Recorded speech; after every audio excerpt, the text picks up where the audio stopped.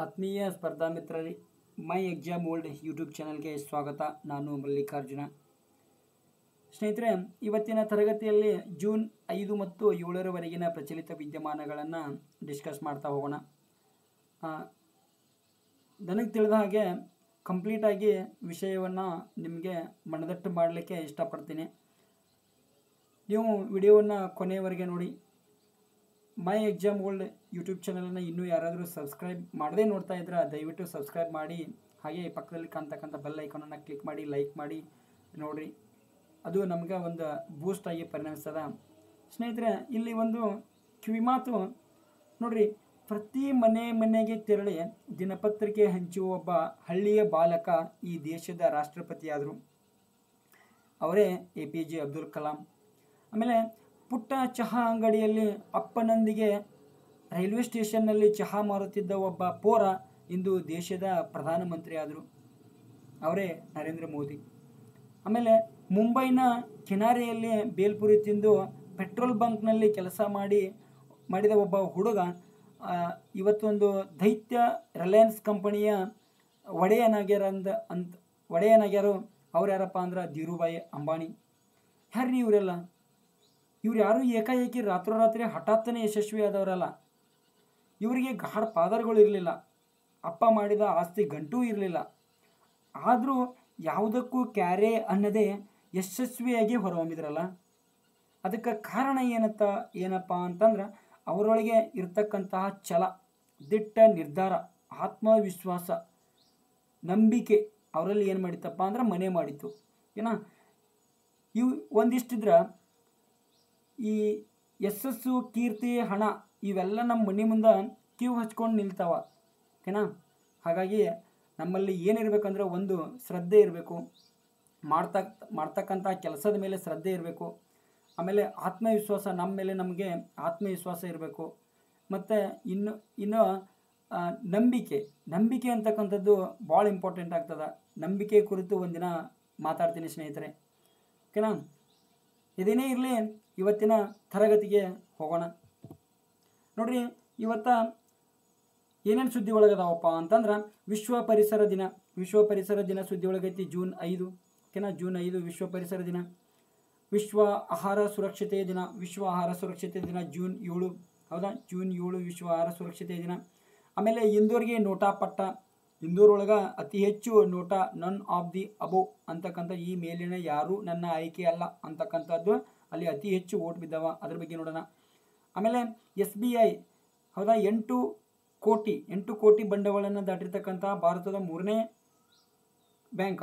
ಆಮೇಲೆ ಮೊದಲ ಸಾರ್ವತ್ರಿಕ ಬ್ಯಾಂಕ್. ಓಕೆನಾ? SBI, ಅದ್ರ ಕುರಿತು ನೋಡೋಣ.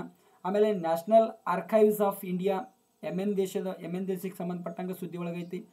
ಆಮೇಲೆ ಏಷ್ಯಾದ ಕೋಟ್ಯಾಧಿಪತಿಯಾದ ಅದಾನಿ ಪ್ರಸ್ತುತ ಏಷ್ಯಾದ ನಂಬರ್ 1 ಶ್ರೀಮಂತ ವ್ಯಕ್ತಿಯಾಗ್ಯಾರ. ಅದ್ರ ಬಗ್ಗೆ ನೋಡೋಣ. World athletics ultimate championship 2026 2026 Hungary ಒಳಗೆ ನಡೆದೈತಿ. ಅದ್ರ ಬಗ್ಗೆ ನೋಡೋಣ. ಆಮೇಲೆ ವಿಜಯ್ ಭಾರತಿ ಸಾಯಾನಿ ಅಂತಕ್ಕಂಥವರು ಭಾರತೀಯ ಮಾನವ ಹಕ್ಕುಗಳ ಆಯೋಗದ ಅಧ್ಯಕ್ಷರಾಗಿ ಆಯ್ಕೆಯಾಗ್ಯಾರ. ಅದ್ರ ಬಗ್ಗೆ ನೋಡೋಣ. ಆಮೇಲೆ ಸುನಿತಾ ವಿಲಿಯಮ್ಸ್ ಅವರು ತಮ್ಮ 3ನೇ ಬಾಹ್ಯಾಕಾಶ ಪ್ರಯಾಣವನ್ನು ಕೈಗೊಂಡಾರ. ಅದ್ರ ಕುರಿತು ನೋಡೋಣ. ಆಮೇಲೆ ಒಲೆಗ್ ಕೊನೊನೆಂಕೋ ಅಂತಕ್ಕಂಥವ್ರು ಸುದ್ದಿ ಒಳಗದಾರ. ಇವರು ರಷ್ಯಾ ದೇಶದವರು. ರಾಸ್ಕಾಸ್ಮೋಸ್ ಬಾಹ್ಯಾಕಾಶ ಸಂಸ್ಥೆಯಿಂದ ಇವರು ISS ಇಂಟರ್ನ್ಯಾಷನಲ್ ಸ್ಪೇಸ್ ಸ್ಟೇಷನ್ದೊಳಗೆ 1000 ದಿನಗಳ ಕಾಲವನ್ನು ಸೇವೆ ಸಲ್ಲಿಸಿರ್ತಕ್ಕಂಥವ್ರು. ಇವ್ರ ಕುರಿತು ನೋಡೋಣ. UPI ಇನ್ ಪೆರು ಅಂದರೆ ದಕ್ಷಿಣ ಅಮೆರಿಕಾದಲ್ಲಿ ಭಾರತದ UPI ವ್ಯವಸ್ಥೆ ಅಳವಡಿಸಿಕೊಂಡ ಮೊದಲ ದೇಶ ಪೆರು. ಇದ್ರ ಕುರಿತು ನೋಡೋಣ. ಆಮೇಲೆ ರಿಮ್ ಆಫ್ ದಿ ಪೆಸಿಫಿಕ್ 2024 ಇದು ಅತಿ ದೊಡ್ಡ ಬಹುರಾಷ್ಟ್ರೀಯ ವ್ಯಾಯಾಮ ಅಮೆರಿಕಾದ ನಡೀತಾ ಇದೆ. ಇದ್ರ ಬಗ್ಗೆ ನೋಡೋಣ. ಆಮೇಲೆ ರಾಮ್ಸಾರ್ನಲ್ಲಿ ನಾಗಿ ಮತ್ತು ನಕ್ತಿ, ಈ ಯಾರು ನಾಗಿ ಯಾರು, ಇದು ನಕ್ತಿ ಯಾರು ಅಂತಕ್ಕಂಥದ್ದು ನೋಡೋಣ. ಆಮೇಲೆ ಇನ್ನೂ ಶಾರ್ಟ್ಸ್ ಕ್ವಶನ್ ಅವು ಭಾಳ ಇಂಟ್ರೆಸ್ಟಿಂಗ್ ಐತಿ ಸ್ನೇಹಿತರೆ. ಇವತ್ತಿನ ತರಗತಿ ಕೊನೆಯವರೆಗೂ ನೋಡ್ರಿ. ಓಕೆನಾ? ಇವತ್ತಿನ ಮೊದಲ ಪ್ರಶ್ನೆಗೆ ಹೋಗೋಣ. ಯಾವ ದಿನವನ್ನು ವಿಶ್ವ ಆಹಾರ ಸುರಕ್ಷತೆಯ ದಿನವೆಂದು ಆಚರಿಸುತ್ತೇವೆ?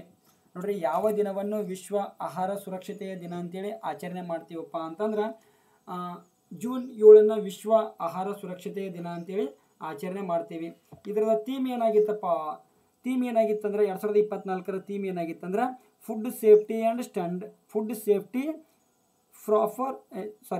ಪ್ರಿಪೇರ್ ಫಾರ್ ದ ಅನ್ಎಕ್ಸ್ಪೆಕ್ಟೆಡ್ ಅಂತಕ್ಕಂಥದ್ದು ಇದರದ ಥೀಮ್ ಆಗಿತ್ತು. ಓಕೆನಾ.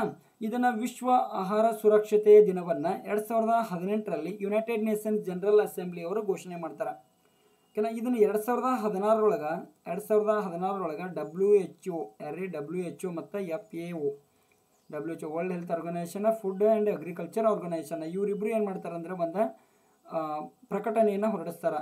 ಏನು ಮಾಡಬೇಕು, ನಾವು ವಿಶ್ವ ಆಹಾರ ಸುರಕ್ಷತೆ ದಿನವನ್ನು ಆಚರಣೆ ಮಾಡ್ಬೇಕಂತೇಳಿ ಒಂದು ಘೋಷಣೆಯನ್ನು ಹೊರಡಿಸ್ತಾರೆ. ಅದರ ನಂತರ ಏನು ಮಾಡ್ತೈತೆ ಅಂದರೆ ಯುನೈಟೆಡ್ ನೇಷನ್ ಜನರಲ್ ಅಸೆಂಬ್ಲಿ ಏನು ಮಾಡ್ತೈತೆ ಅಂದರೆ ಇದನ್ನು ವಿಶ್ವ ಆಹಾರ ಸುರಕ್ಷತೆ ದಿನವನ್ನು 2018ರಲ್ಲಿ ಘೋಷಣೆ ಮಾಡ್ತಾರೆ. ಓಕೆನಾ. ಮೊದಲ ಬಾರಿಗೆ ಯಾವಾಗ ಆಚರಣೆ ಮಾಡ್ತಾರೆ ಅಂದರೆ 2019ರಲ್ಲಿ ಮೊದಲ ಬಾರಿಗೆ ಆಚರಣೆ ಮಾಡ್ತಾರೆ. ಇದನ್ನು ಆಚರಿಸೋರು ಯಾರಪ್ಪ ಅಂದರೆ WHO World Health Organisation and FAO Food and agriculture Organisation ಅಂತಕ್ಕಂಥದ್ದು. ಓಕೆನಾ. ಇಲ್ಲಿ ಸ್ವಲ್ಪ WHO ಬಗ್ಗೆ ನೋಡೋಣ್ರಿ. ವರ್ಲ್ಡ್ ಹೆಲ್ತ್ ಆರ್ಗನೈಸೇಷನ್, ಈ ವರ್ಲ್ಡ್ ಹೆಲ್ತ್ ಆರ್ಗನೈಸೇಷನ್ ಯಾವಾಗ ಪ್ರಾರಂಭ ಆಗ್ತೈತೆ ಅಂದ್ರೆ 1948 ಏಪ್ರಿಲ್ 7ರಂದು ಪ್ರಾರಂಭ ಆಗ್ತದೆ. 1948 ಏಪ್ರಿಲ್ 7. ಹಾಗಾದರೆ ಏಪ್ರಿಲ್ 7ಅನ್ನು ನಾವು ಏನಂತ ಆಚರಿಸ್ತೀವಿ ಅಂದರೆ ವಿಶ್ವ ಆರೋಗ್ಯ ದಿನ. ಏನ್ರಿ, ವಿಶ್ವ ಆರೋಗ್ಯ ದಿನ ಅಂತ ಆಚರಣೆ ಮಾಡ್ತೀವಿ. ವಿಶ್ವ ಆರೋಗ್ಯ ದಿನ ಅಂತೇಳಿ ಏನು ಮಾಡ್ತೀವಿ, ಏಪ್ರಿಲ್ 7ಅನ್ನು ಆಚರಣೆ ಮಾಡ್ತೀವಿ. ಹಾಗಾದ್ರೆ ಇದ್ರದ ಹೆಡ್ ಕ್ವಾರ್ಟರ್ ಎಲ್ಲೈತಿ, WHO ಹೆಡ್ ಕ್ವಾರ್ಟರ್ ಎಲ್ಲೈತ್ರಿ. WHO ಹೆಡ್ ಕ್ವಾರ್ಟರ್ ಸ್ವಿಟ್ಜರ್ಲ್ಯಾಂಡಿನ ಜಿನೇವಾದೊಳಗೆ ಇದರದ ಹೆಡ್ ಕ್ವಾರ್ಟರ್ ಕಂಡು ಬರ್ತೈತಿ. ಸ್ವಿಟ್ಜರ್ಲ್ಯಾಂಡಿನ ಜಿನೇವಾದೊಳಗೆ ಇದರ ಹೆಡ್ ಕ್ವಾರ್ಟರ್ ಕಂಡು ಬರ್ತೈತಿ. ಇದರ ಪ್ರಸ್ತುತ ಮುಖ್ಯಸ್ಥರು ಯಾರ್ದಾರಪ್ಪ, ಅಂದ್ರೆ ಟೆಡ್ರೋಸ್ ಅಧನಮ್. ಯಾರ್ರಿ, ಟೆಡ್ರೋಸ್ ಅಧನಮ್ ಗೆಬ್ರಿಯೋಸಿಸ್ ಅಂತಕ್ಕಂಥವ್ರು ಇದರದ ಪ್ರಸ್ತುತ ಮುಖ್ಯಸ್ಥರದಾರು. ಓಕೆನಾ. ಆಮೇಲೆ ಇನ್ನು FAO ಕುರಿತು ನೋಡಿದ್ರೆ ಏನ್ರಿ, ಫುಡ್ ಆ್ಯಂಡ್ ಅಗ್ರಿಕಲ್ಚರ್ ಆರ್ಗನೈಸೇಷನ್ ಯಾವಾಗ ಪ್ರಾರಂಭ ಆತಂದ್ರೆ 1945. ಹೌದಾ, 1945 ಅಕ್ಟೋಬರ್ 16ರಂದು ಪ್ರಾರಂಭ ಆಗ್ತದೆ. ಈ ಅಕ್ಟೋಬರ್ 16ಅನ್ನು ನಾವು ಏನಂತ ಆಚರಣೆ ಮಾಡ್ತೀವಿ ಅಂದರೆ ವಿಶ್ವ ಆಹಾರ ದಿನ ಅಂತೇಳಿ ಆಚರಣೆ ಮಾಡ್ತೀವಿ. ವಿಶ್ವ ಆಹಾರ ದಿನ ಅಂದರೆ ವಿಶ್ವ ಆಹಾರ ಸುರಕ್ಷತೆ ದಿನ ಜೂನ್ 7. ಓಕೆನಾ, ಅಬ್ಸರ್ವ್ ಮಾಡಿರಿ. ವಿಶ್ವ ಆಹಾರ ಸುರಕ್ಷತೆ ದಿನ ಜೂನ್ 7. ವಿಶ್ವ ಆಹಾರ ದಿನ ಎಂದಪ್ಪ ಅಂದ್ರೆ ಅಕ್ಟೋಬರ್ 16 ಅಂತಕ್ಕಂಥದ್ದು ನೆನಪಿರಲಿ. ಓಕೆನಾ.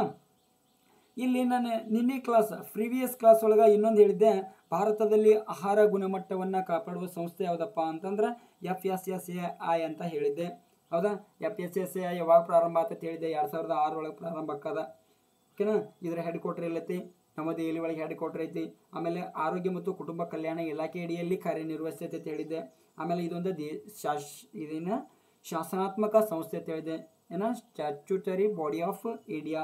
ಓಕೆನಾ. ಇದರದ ಮೊದಲ ಮಹಿಳಾ ಅಧ್ಯಕ್ಷರು ಮತ್ತು ಪ್ರಸ್ತುತ ಮಹಿಳಾ CEO. ಹೌದಾ, CEO ಯಾರಾಗಿದ್ರಪ್ಪ ಅಂದ್ರೆ G. ಕಮಲಾವರ್ಧನ್ ರಾವ್ ಅದಾರ ಅಂತ ಹೇಳಿದ್ದೆ.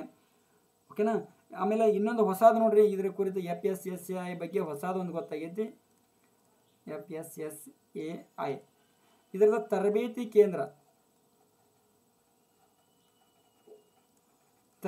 ಕೇಂದ್ರ ಎಲ್ಲೈತಪ್ಪ ಅಂತಂದ್ರೆ ಗಾಜಿಯಾಬಾದ್.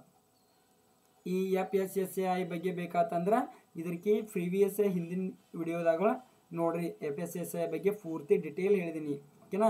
ಗಾಜಿಯಾಬಾದ್ FSSAI ತರಬೇತಿ ಕೇಂದ್ರ ಎಲ್ಲೈತಿ, ಗಾಜಿಯಾಬಾದ್, ಉತ್ತರ ಪ್ರದೇಶ. ಓಕೆನಾ, ಉತ್ತರ ಪ್ರದೇಶದ ಗಾಜಿಯಾಬಾದ್ ಒಳಗೆ ಇದನ್ನು ಕಂಡುಬರ್ತೈತಿ. ಆಮೇಲೆ ಇನ್ನೊಂದು ನೋಡ್ಬೇಕಂದ್ರೆ 2023ರ ರಾಜ್ಯ ಆಹಾರ ಸುರಕ್ಷತೆ ಸೂಚ್ಯಾಂಕ, ರಾಜ್ಯ ಆಹಾರ ಸುರಕ್ಷತೆಯ ಸೂಚ್ಯಾಂಕ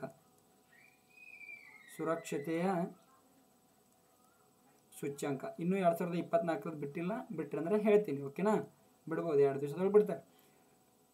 ಓಕೆನಾ. ಇದರ ಕರ್ನಾಟಕ ಎಷ್ಟನೇ ಸ್ಥಾನದೊಳಗೆ ಐತಿ ಅಂದ್ರೆ 9ನೇ ಸ್ಥಾನದೊಳಗೆ ಕರ್ನಾಟಕ ಐತಿ. 2023ರ ರಾಜ್ಯ ಆಹಾರ ಸುರಕ್ಷತೆಯ ಸೂಚ್ಯಾಂಕದೊಳಗೆ ಕರ್ನಾಟಕ 9ನೇ ಸ್ಥಾನದಾಗಿದ್ರೆ ಫಸ್ಟ್ ಸ್ಥಾನದೊಳಗೆ ಯಾವುದೈತಪ್ಪ ಅಂತಂದ್ರೆ ಕೇರಳ. ನೆನಪಿಡ್ಬೋದು, ಎಕ್ಸ್ಟ್ರಾ ಗೊತ್ತಿರಲಿ. ಓಕೆನಾ. ಇನ್ನು ಹೊಸದ 2024 ಬರ್ತೈತಿ, ಹೇಳ್ತೀನಿ. ಓಕೆನಾ. ನೆಕ್ಸ್ಟ್ ಹೋಗೋಣ್ರಿ. ನೋಡ್ರಿ, 2024ರ ವಿಶ್ವ ಪರಿಸರ ದಿನದ ಆತಿಥ್ಯ ರಾಷ್ಟ್ರ ಯಾವುದು? 2024ರ ವಿಶ್ವ ಪರಿಸರ ದಿನದ ಆತಿಥ್ಯ ರಾಷ್ಟ್ರ ಯಾವುದಾಗಿತ್ತಪ್ಪ ಅಂತಂದ್ರೆ ಸೌದಿ ಅರೇಬಿಯಾ. ಇದು ಆತಿಥ್ಯ ಆಗಬೇಕು, ಆತಿಥ್ಯ ರಾಷ್ಟ್ರ ಯಾವುದಪ್ಪ ಅಂತಂದ್ರೆ ಸೌದಿ ಅರೇಬಿಯಾ. ಆತಿಥ್ಯ ರಾಷ್ಟ್ರ ಯಾವುದಪ್ಪ ಅಂತಂದ್ರೆ ಸೌದಿ ಅರೇಬಿಯಾ. ಓಕೆನಾ. ಇಲ್ಲಿ ನೋಡ್ರಿ, ಪ್ರತಿ ವರ್ಷ ಜೂನ್ 5 ಏನು ಮಾಡ್ತಾರೆ, ವಿಶ್ವ ಪರಿಸರ ದಿನ ಅಂತೇಳಿ ಆಚರಣೆ ಮಾಡ್ತಾರೆ. ಪ್ರತಿ ವರ್ಷ ಜೂನ್ 5 ಏನು ಮಾಡ್ತಾರೆ, ವಿಶ್ವ ಪರಿಸರ ದಿನ ಅಂತೇಳಿ ಆಚರಣೆ ಮಾಡ್ತಾರೆ.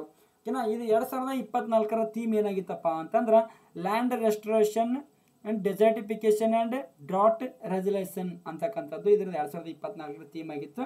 ಅಂದರೆ ಭೂಮಿ ಮರುಸ್ಥಾಪನೆ ಮತ್ತು ಮರುಭೂಮೀಕರಣ ಮತ್ತು ಬರ ಸ್ಥಿತಿ ಸ್ಥಾಪಕತ್ವ ಅಂತಕ್ಕಂಥದ್ದು ಇದ್ರದ್ದು ಕನ್ನಡದಲ್ಲಿ.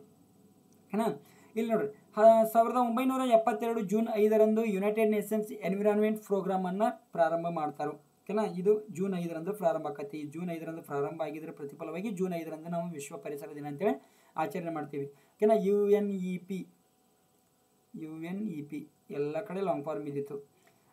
ಇದು ಎಲ್ಲಿ ಬಿದ್ದಿತ್ತು ಅಂದ್ರೆ 2024 ಜನವರಿ 13 ಕೆಸೆಟ್ ಪರೀಕ್ಷೆ, ಈ ಕೆಸೆಟ್ ಪರೀಕ್ಷೆಗೆ ಬಿದ್ದಿತ್ತು.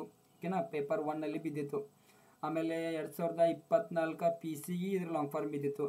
ಆಮೇಲೆ 2024 ಬರೆದಿರ್ತಕ್ಕಂತಹ UPSC ಫ್ರೀ ಕೋಚಿಂಗ್ ಏನು ಬರೀತಿರಲ್ಲ ಎಕ್ಸಾಮ್, ಅಲ್ಲಿ ಬಿದ್ದಿತ್ತು ನೋಡ್ರಿ.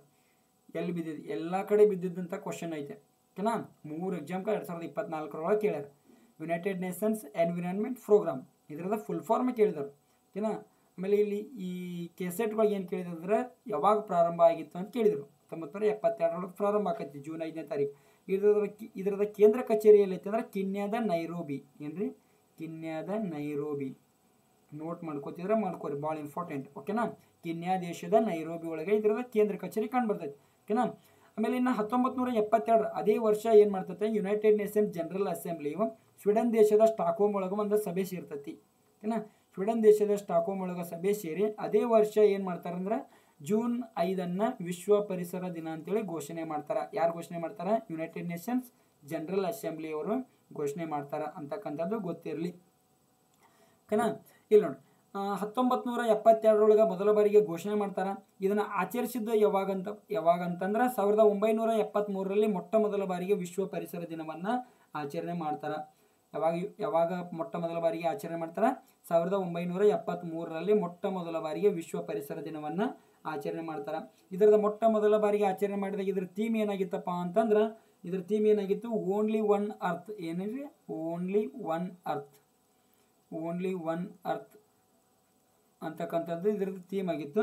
ಹಾಗಾಗಿ ಇದನ್ನು ನಾವು ಮುಂದಿನ ಪೀಳಿಗೆಗಾಗಿ ಉಳಿಸಿಕೊಂಡು ಹೋಗಬೇಕಾಗಿದ್ದು ನಮ್ಮೆಲ್ಲರ ಕರ್ತವ್ಯ ಅಂತಕ್ಕಂಥದ್ದು ಇದರದ ಥೀಮ್. ಓಕೆನಾ. ಒಂದೇದು ಫಸ್ಟ್ ಆಚರಿಸಿದ್ದು ಎಲ್ಲಿ? ಸ್ವೀಡನ್ದ ಸ್ಟಾಕ್ಹೋಮ್ ಒಳಗೆ. ಓಕೆನಾ. ಇಲ್ಲಿ ನೋಡ್ರಿ, ಫಸ್ಟ್ ಆಚರಿಸಿದ್ದ ಸ್ವೀಡನ್ದ ಸ್ಟಾಕ್ಹೋಮ್ ಆದ್ರೆ 2024 ವಿಶ್ವ ಪರಿಸರ ದಿನದ 51ನೇ ವಾರ್ಷಿಕೋತ್ಸವವನ್ನು ಎಲ್ಲಿ ಆಚರಣೆ ಮಾಡ್ತಾರೆ ಅಂದ್ರೆ ಸೌದಿ ಅರೇಬಿಯಾದಾಗ ಆಚರಣೆ ಮಾಡಿದರು. ಇದರದ ಥೀಮ್ ಏನಾಗಿತ್ತಪ್ಪ ಅಂತಂದ್ರೆ land restoration and desertification and drought resolution ಅಂತಕ್ಕಂಥದ್ದು ಇದ್ರ ಥೀಮ್. ಓಕೆನಾ. ಇಲ್ಲಿ ನೋಡಿ, ಆಮೇಲೆ 2023 ಎಲ್ಲಿ ನಡೆದಿತ್ತಪ್ಪ? 2023 ಎಲ್ಲಿ ನಡೆದಿತ್ತು ಅಂದ್ರೆ 50ನೇ ವಾರ್ಷಿಕೋತ್ಸವ ಐವರಿ ಕೋಸ್ಟ್. ಎಲ್ರಿ? ಐವರಿ ಕೋಸ್ಟ್ ಒಳಗೆ 2023 ನಡೆದಿತ್ತು. ಹಾಗಾದ್ರೆ 2025 ಎಲ್ಲಿ ನಡೆದೈತಿ? 2025 ಎಲ್ಲಿ ನಡೀತಿ ಅಂದ್ರೆ ರಿಪಬ್ಲಿಕ್ ಆಫ್ ಕಾಂಗೋ. ಯಾವ್ದ್ರಿ? ರಿಪಬ್ಲಿಕ್ ಆಫ್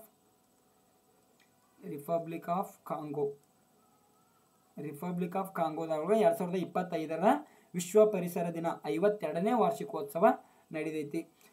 ಇಲ್ಲಿ ಸ್ವಲ್ಪ ಸೌದಿ ಅರೇಬಿಯಾ ಭಾಳ ಅಲ್ಲಿ ಕ್ವಶನ್ ಕೇಳ್ತಿರ್ತಾರೆ. ಗಲ್ಫ್ ಕಂಟ್ರೀಸ್ ಮೇಲೆ ಭಾಳ ಕ್ವಶನ್ ಕೇಳ್ತಿರ್ತಾರೆ. ಅದ್ರ ಕುರಿತು ನೋಡೋಣ. ಓಕೆನಾ. ಇಲ್ಲಿ ಸೌದಿ ಅರೇಬಿಯಾ ಅಂದ ಕೂಡಲೇ ನಾವು ಏನು ಮಾಡ್ಬೇಕಪ್ಪ ಅಂದ್ರೆ ಮಧ್ಯಪ್ರಾಚ್ಯ ರಾಷ್ಟ್ರಗಳಲ್ಲಿ ಅತಿ ದೊಡ್ಡ ರಾಷ್ಟ್ರ ಅಂತಕ್ಕಂಥದ್ದು ನಮಗೆ ಗೊತ್ತಿರಬೇಕು. ಓಕೆನಾ. ವಿಶ್ವದ 13ನೇ ಅತಿ ದೊಡ್ಡ ರಾಷ್ಟ್ರ ಇದು ಅರೇಬಿಯಾ ಪ್ಲಾಟು. ಇದನ್ನೇನು ಕರಿತೀರಿ ಅಂದ್ರೆ ಇದನ್ನೆಲ್ಲ ಏನು ಕರಿತೀವಿ ನಾವು? ಅರೇಬಿಯಾ ಪ್ಲಾಟು ಅಂದ್ರೆ ಏನಂದ್ರೆ ಒಂದು ಬದಿಗೆ ಭೂಮಿಯನ್ನು ಹೊಂದಿದ್ದು 3 ಬದಿಯಲ್ಲಿ ನೀರನ್ನು ಹೊಂದಿರತಕ್ಕಂಥ ಪ್ರದೇಶವನ್ನು ಏನಂತ ಕರಿತೀವಿ ಅಂದ್ರೆ ಪ್ಲಾಟು. ಓಕೆನಾ. ಪರ್ಯಾಯ ಪ್ರಸ್ಥಭೂಮಿ ಅಂತ ಕರಿತೀವಿ ನೋಡ್ರಿ. ಪರ್ಯಾಯ ಪ್ರಸ್ಥಭೂಮಿ ಅಂತ ಕರಿತೀವಿ. ಓಕೆನಾ.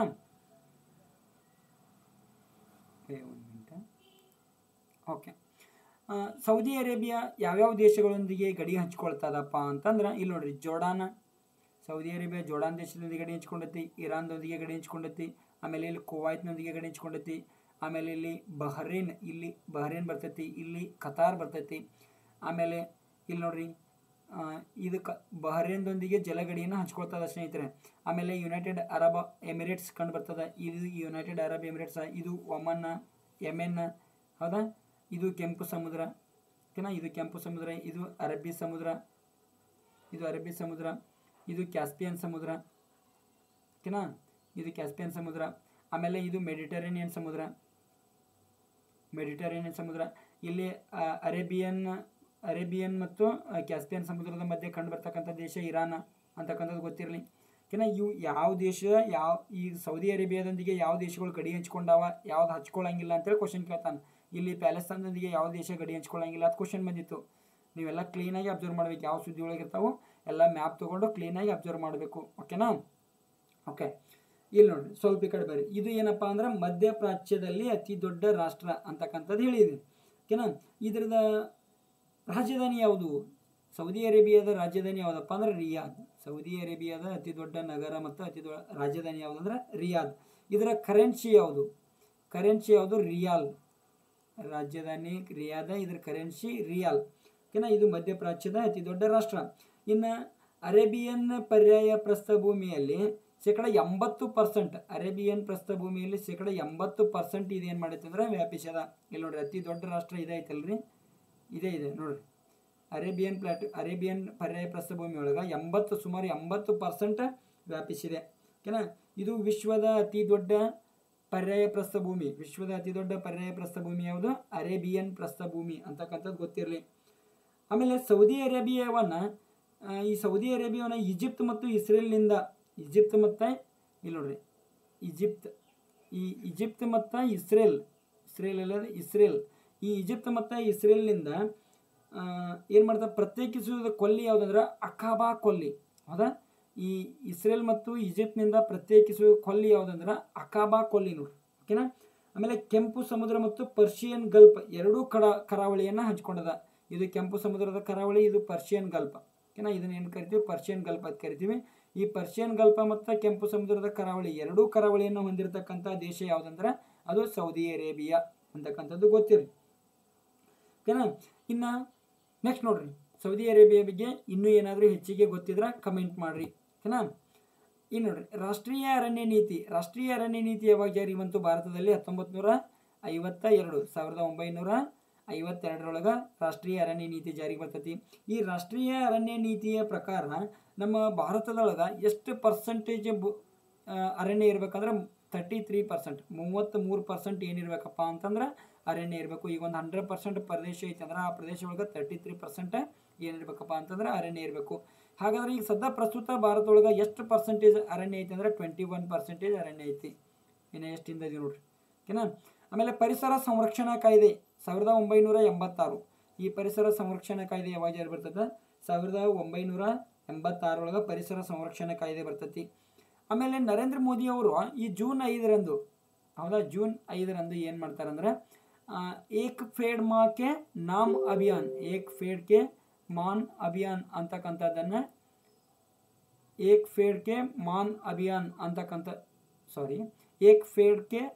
ಪೇಡ್ ಮಾ ಕೆ ನಾಮ್ ಅಭಿಯಾನನ್ನು ಜೂನ್ 5 ನರೇಂದ್ರ ಮೋದಿ ಅವರು ಕೇಂದ್ರದಲ್ಲಿ ಅಭಿಯಾನವನ್ನು ಪ್ರಾರಂಭ ಮಾಡ್ತಾರೆ, ಓಕೆನಾ. ಇನ್ನು ಪರಿಸರ ಸಂರಕ್ಷಣೆ ಕುರಿತಾದ ಕೇಂದ್ರದ ಯೋಜನೆಗಳು.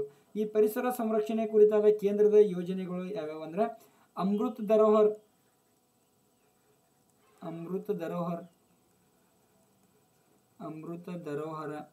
ಧರೋಹರ ಯೋಜನೆ ಜಾರಿಗೆ ತರ್ತಾರೆ. ಇದು ಏನು ಮಾಡ್ತೈತಪ್ಪ ಅಂತಂದ್ರೆ ರಾಮ್ಸಾರ್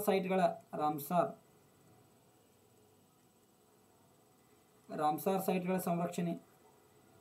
ನಿಮ್ಗೆ ಗೊತ್ತಾಗಬೇಕು ಅಮೃತ್ ಧರೋಹರ ಯೋಜನೆ ಯಾವ್ದಕ್ಕೆ ಸಂಬಂಧಪಟ್ಟದಂದ್ರೆ ರಾಮ್ಸಾರ್ ಸೈಟ್ಗಳ ಸಂರಕ್ಷಣೆಗೆ ಪಟ್ಟಿದ್ದು ಅಂತಕ್ಕಂಥ ಗೊತ್ತಿರಬೇಕು. ಇನ್ನೊಂದು ಕಂಡು ಬರ್ತದೆ ಮಿಸ್ಟಿ. ಯಾವ್ದ್ರಿ? ಮಿಸ್ಟಿ ಯೋಜನೆ ಕಂಡು ಬರ್ತದ. ಈ ಮಿಸ್ಟಿ ಯಾವಾಗ ಸಂಬಂಧಪಟ್ಟೈತೆ ಅಂದ್ರೆ ಮಿಸ್ಟಿ ಲಾಂಗ್ ಫಾರ್ಮ್ ಏನ್ರಿ? Mangrove initiative for shoreline habitat and tangible income ಅಂತಕ್ಕಂಥದ್ದು ಇರೋದ ಫುಲ್ ಫಾರ್ಮ್. ಇದು ಏನು ಮಾಡ್ತಿದ್ದಾರೆ? ಮ್ಯಾಂಗೋ ಅರಣ್ಯಗಳನ್ನು ಸಂರಕ್ಷಣೆ ಮಾಡೋದು. ಮ್ಯಾಂಗ್ರೋ ಅರಣ್ಯವನ್ನು ಸಂರಕ್ಷಣೆ ಮಾಡೋದಕ್ಕೆ ಸಂಬಂಧಪಟ್ಟೈತಿ. ಮ್ಯಾಂಗ್ರೋ ಅರಣ್ಯವನ್ನು ಸಂರಕ್ಷಣೆ ಮಾಡ್ತದೆ ಯಾವ್ದ್ರಿ? Mangrove initiative for shoreline habitat and tangible income ಅಂತಕ್ಕಂಥದ್ದು. ಆಮೇಲೆ ಇನ್ನು ಸ್ವಲ್ಪ ನಾವು GK ಕಡೆ ನೋಡಿದರೆ ಕೇಂದ್ರ ಪರಿಸರ ಸಚಿವರು ಯಾರ್ದಾರು ಕಮೆಂಟ್ ಮಾಡಿರಿ, ಇದನ್ನು ಕಮೆಂಟ್ ಮಾಡಿರಿ. ಪ್ರಸ್ತುತ ಕೇಂದ್ರದೊಳಗ ಪರಿಸರ ಸಚಿವ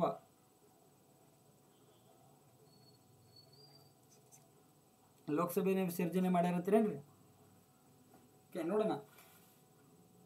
ಮೊದಲು ಯಾರಿದ್ರೂ ಕಮೆಂಟ್ ಮಾಡ್ರಿ. ಕೇಂದ್ರ ಪರಿಸರ ಸಚಿವ ಈ 2019ರಿಂದ 2024ರವರೆಗೆ 2019ರಿಂದ 2024ರವರೆಗೆ ಯಾರಿದ್ರು? ಕೇಂದ್ರ ಪರಿಸರ ಸಚಿವರು ಯಾರಿದ್ರು? ಈಗ ಹೊಸಬ್ರು ಯಾರು ಹಾಕಾರ ಅದನ್ನು ನೋಡೋಣ.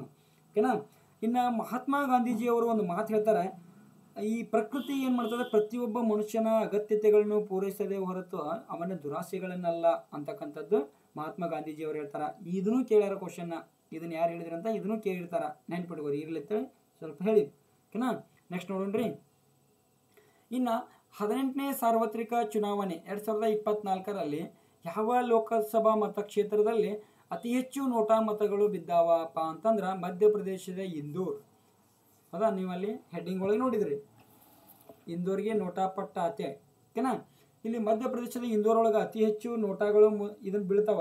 ಎಷ್ಟು ಬಿದ್ದಿರ್ತಾವಪ್ಪ ಅಂದ್ರೆ ನೋಟಾ ಓಟ್ಗಳು 2.18 ಲಕ್ಷ. ಎಷ್ಟು ರೀ? 2.18 ಲಕ್ಷ. ಈ ಮಧ್ಯಪ್ರದೇಶ ಇಂದೋರ್ ಒಳಗೆ ವಿನ್ ಆದಂತಹ ವ್ಯಕ್ತಿ, ಸಂಸದನಾಗಿ ಆಯ್ಕೆ ಆದಂತಹ ವ್ಯಕ್ತಿ ಆದ ಬಳಿಕ ವ್ಯಕ್ತಿ ಎಷ್ಟು ಪಡೆದಾನ? 11 ಲಕ್ಷ ಸಮಥಿಂಗ್ ಪಡೆದಾನ. ಓಕೆನಾ? ಅದಾದ ಬಳಿಕ ಅಲ್ಲಿ ಅತಿ ಹೆಚ್ಚು ಓಟ್ ಬಿದ್ದಿದ್ದು ಯಾವುದಕ್ಕಪ್ಪ ಅಂತಂದ್ರೆ ನೋಟಾಕ್.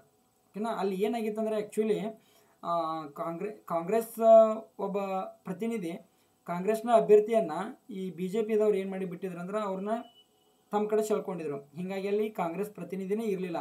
ಅಲ್ಲಿ ಕಾಂಗ್ರೆಸ್ದವ್ರು ಏನು ಮಾಡಿದ್ರಪ್ಪ ಅಂತಂದ್ರೆ ನೋಟಾಕ್ ಓಟ್ ಹಾಕ್ರಿ ಅಂತೇಳಿ ನೋಟಾಕ್ ಓಟ್ ಹಾಕಿಸ್ರು. ಅತಿ ಹೆಚ್ಚು ಓಟ್ ದಾಖಲದು ನೋಟಾಕ್. ಓಕೆನಾ? ನೋಟಾಕ್ ಓಟ್ ಹಾಕಿ ಏನೂ ಉಪಯೋಗ ಇಲ್ಲರಿ. ಅಲ್ಲಿ ನೋಟಾ ಹಾಕಿದ್ರಲ್ಲಿ ಏನಾದರೂ ಒಂದು ಅಕಸ್ಮಾತ್ ಇಲ್ಲಿ ಅತಿ ಹೆಚ್ಚು ನೋಟಾಕ್ ಓಟ್ ಬಿದ್ರೆ ಅಲ್ಲಿ ಎಲೆಕ್ಷನ್ ಮಾಡ್ತಾ ಇದ್ರೆ ನೋಟಾಕ್ ಹಾಕಿದ್ಕೊಂದು ಅರ್ಥ. ಬಟ್ ಇಲ್ಲಿ ನೋಟಾಕ್ ಹಾಕಿದ್ರೆ ಏನು ಮಾಡ್ತಾರಪ್ಪ ಅಂತಂದ್ರೆ ಈಗ ಅತಿ ಹೆಚ್ಚು ನೋಟಾಕ್ ಓಟ್ ಬಿದ್ದು, ಹೌದಾ? ನೋಟಾಕ ಅತಿ ಹೆಚ್ಚು ಓಟ್ ಬಿದ್ದು, ಆಮೇಲೆ ಒಬ್ಬ ಪ್ರತಿನಿಧಿ ಓಟ್ ಬಿದ್ದು, ಸೆಕೆಂಡ್ ಒಬ್ಬ ಪ್ರತಿನಿಧಿ ತೊಗೊಂಡಿರ್ತಾನೆ. ಇಲ್ಲಿ ನೋಟಾ ಕನ್ಸಿಡರ್ ಮಾಡಂಗಿಲ್ಲ ಅವ್ರು. ಯಾರು ಹೈಯೆಸ್ಟ್ ತೊಗೊಂಡಿರ್ತಾರಲ್ಲ ಅವ್ರನ್ನ ವಿನ್ ಅಂತ ಘೋಷಣೆ ಮಾಡಿಬಿಡ್ತಾರೆ. ಓಕೆನಾ? ಇದು ಬದಲಾಗಬೇಕು ಸ್ನೇಹಿತರೆ. ಇಲ್ಲಿ ಅತಿ ಹೆಚ್ಚು ನೋಟಾಕ ಬಿದ್ದಾವತ್ತಪ್ಪ ಅಂತಂದ್ರೆ ಅಲ್ಲಿ ಇರ್ತಕ್ಕಂಥ ಯಾವುದೇ ಪ್ರತಿನಿಧಿ ಅಲ್ಲಿನ ಮತದಾರರಿಗೆ ಇಷ್ಟ ಇಲ್ಲ ಅಂದಂಗ. ಆಮೇಲೆ ಇನ್ನು ಇದಕ್ಕೆ ನಿಯಮಗಳು ಏನು ರೂಪಿಸಬೇಕಪ್ಪ ಅಂತಂದ್ರೆ ಇಲ್ಲಿ ಏನು ಮಾಡ್ಬೇಕಂದ್ರೆ ಅತಿ ಹೆಚ್ಚು ನೋಟಾಗಳು ಎಲ್ಲಿ ದಾಖಲಾಗಿರ್ತಾವಲ್ಲ ಅಲ್ಲಿ ಮರು ಎಲೆಕ್ಷನನ್ನು ಮಾಡಬೇಕು. ಆಮೇಲೆ ಆಲ್ರೆಡಿ ಮೊದಲ ಚುನಾವಣೆಗೆ ಸ್ಪರ್ಧಿಸಿದ ವ್ಯಕ್ತಿಗಳು ಅಲ್ಲಿ ಮರಳಿ ಚುನಾವಣೆಗೆ ನಾಮಿನೇಷನ್ ಮಾಡುವುದಿಲ್ಲ ಅಂತಕ್ಕಂಥ ನಿಯಮಗಳು ಹಾಕಬೇಕು. ಇದು ನನ್ನ ವಿಚಾರ ಸ್ನೇಹಿತರೆ. ನಿಮ್ಮ ವಿಚಾರ ನೋಟಾದ ಕುರಿತು ಅತಿ ಹೆಚ್ಚು ನೋಟಾಗಳು ದಾಖಲಾದ್ರೆ ಆ ಮತಕ್ಷೇತ್ರದೊಳಗೆ ಏನೇನು ನಿಯಮಗಳು ಅಳವಡಿಸಬೇಕು ಅಂತಕ್ಕಂಥದ್ದನ್ನು ನೀವೇನು ಮಾಡಿರಿ, ಕಮೆಂಟ್ ಮಾಡಿರಿ. ಈಗ ನನ್ನ ವಿಚಾರಗಳನ್ನೇ ಹೇಳೀನಿ. ಓಕೆನಾ? ಇನ್ನು 18ನೇ ಸಾರ್ವತ್ರಿಕ ಚುನಾವಣೆ ಕುರಿತು 18ನೇ ಲೋಕಸಭಾ ಚುನಾವಣೆ ಕುರಿತು 2024 ಇದರ ಕುರಿತು ಸ್ವಲ್ಪ ನೋಡೋಣ. ಮೊದಲ ಸಾರ್ವತ್ರಿಕ ಚುನಾವಣೆ ಯಾವಾಗ ನಡೀತು ಅಂತಕ್ಕಂಥದ್ದು ಕಮೆಂಟ್ ಮಾಡಿರಿ. ಓಕೆನಾ? ಕಮೆಂಟ್ಗಳು ಭಾಳ ಹೇಳ್ತೀನಿ ಇವತ್ತು. ಓಕೆನಾ? ಈ ಮೊದಲ ಸಾರ್ವತ್ರಿಕ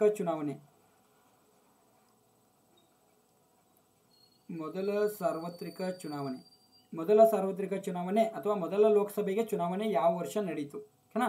ಅದನ್ನು ಹಾಕ್ರಿ. ಓಕೆನಾ? ಇಲ್ಲಿ ನೋಡ್ರಿ, ಒಟ್ಟು ಮತದಾನ ಈ 2024 ಒಟ್ಟು ಮತದಾನ ಎಷ್ಟು ನಡೀತಪ್ಪ ಅಂತಂದ್ರೆ 64.2 ಕೋಟಿ ನಡೆದದ. ಇದು ವಿಶ್ವದಲ್ಲಿ ಅತಿ ಹೆಚ್ಚು ಮತದಾನವಾದ ದೇಶ. ಹೌದಾ? ಅತಿ ಹೆಚ್ಚು ಮತದಾರನ ಹೊಂದಿರುವ ದೇಶ ಹೌದು. ಓಕೆ, ಇಲ್ಲಿ ಅತಿ ಹೆಚ್ಚು ಮತದಾನವಾದ ದೇಶ ಯಾವುದು ಇದು ರೆಕಾರ್ಡ್ ಆಗಿಬಿಟ್ಟದ ಸ್ನೇಹಿತರೆ. 64.2 ಕೋಟಿ. ಯಾವುದೇ ದೇಶ ಒಳಗೆ ಇನ್ನೂವರೆಗೂ ಇಷ್ಟು ಮತದಾನ ಆಗಿಲ್ಲ. ಇಲ್ಲಿ ನೋಡ್ರಿ, ಒಟ್ಟು ಇಲ್ಲಿ 31.2 ಕೋಟಿ ಯಾರ್ರಿ ಮಹಿಳೆಯರು ಮತದಾನ ಚಲಾಯಿಸಿದ್ರೆ 33 ಕೋಟಿ ಎಷ್ಟು 33 ಕೋಟಿ ಪುರುಷರು ಮತದಾನ ಮಾಡ್ಯಾರ. ಓಕೆನಾ? ಗೊತ್ತಿರಲಿ, ಪುರುಷರು ಮತದಾನ ಮಾಡ್ಯಾರ ಅಂತಕ್ಕಂಥದ್ದು ಗೊತ್ತಿರಲಿ. ಇನ್ನು ನೆಕ್ಸ್ಟ್ ನೋಡಿದ್ರೆ ಇಂದೋರ್ ಲೋಕಸಭಾ ಮತಕ್ಷೇತ್ರದ ಅಭ್ಯರ್ಥಿಯಾದ ಶಂಕರ್ ಲಾಲ್ವಾನಿ ಆಗಬೇಕು. ಶಂಕರ್ ಲಾಲ್ವಾನಿ ಅವರು ಅತಿ ದೊಡ್ಡ ಅಂತರದಿಂದ ಗೆಲುವು ಸಾಧಿಸಿದ್ದಾರೆ. ಯಾಕಂತ ಆಲ್ರೆಡಿ ಹೇಳಿದ್ದೀನಿ, ಅಲ್ಲಿ ಕಾಂಗ್ರೆಸ್ ಅಭ್ಯರ್ಥಿಯನ್ನು BJPದವ್ರು ಏನು ಮಾಡಿದ್ರು, ತಮ್ಮ ಮತ ಸೆಳ್ಕೊಂಡಿದ್ರು. ಹಂಗಾಗಿ ಅಲ್ಲಿ ಕಾಂಗ್ರೆಸ್ ಅಭ್ಯರ್ಥಿ ಇರಲಿಲ್ಲ. ಕಾಂಗ್ರೆಸ್ದವ್ರು ಏನು ಮಾಡಿದ್ರು, ನೋಟಾಕ್ ಓಟ್ ಹಾಕ್ರಿ ಅಂತೇಳಿ ಅಲ್ಲಿ ಎಲ್ಲ ಮತದಾರರಿಗೆ ಹೇಳಿದರು. ಬಟ್ ಅಲ್ಲಿ ಅದ್ರ ಪ್ರತಿಫಲವಾಗಿ ನೋಟಾಕ ಅತಿ ಹೆಚ್ಚು ಓಟ್ಗಳು ಬಿದ್ದು.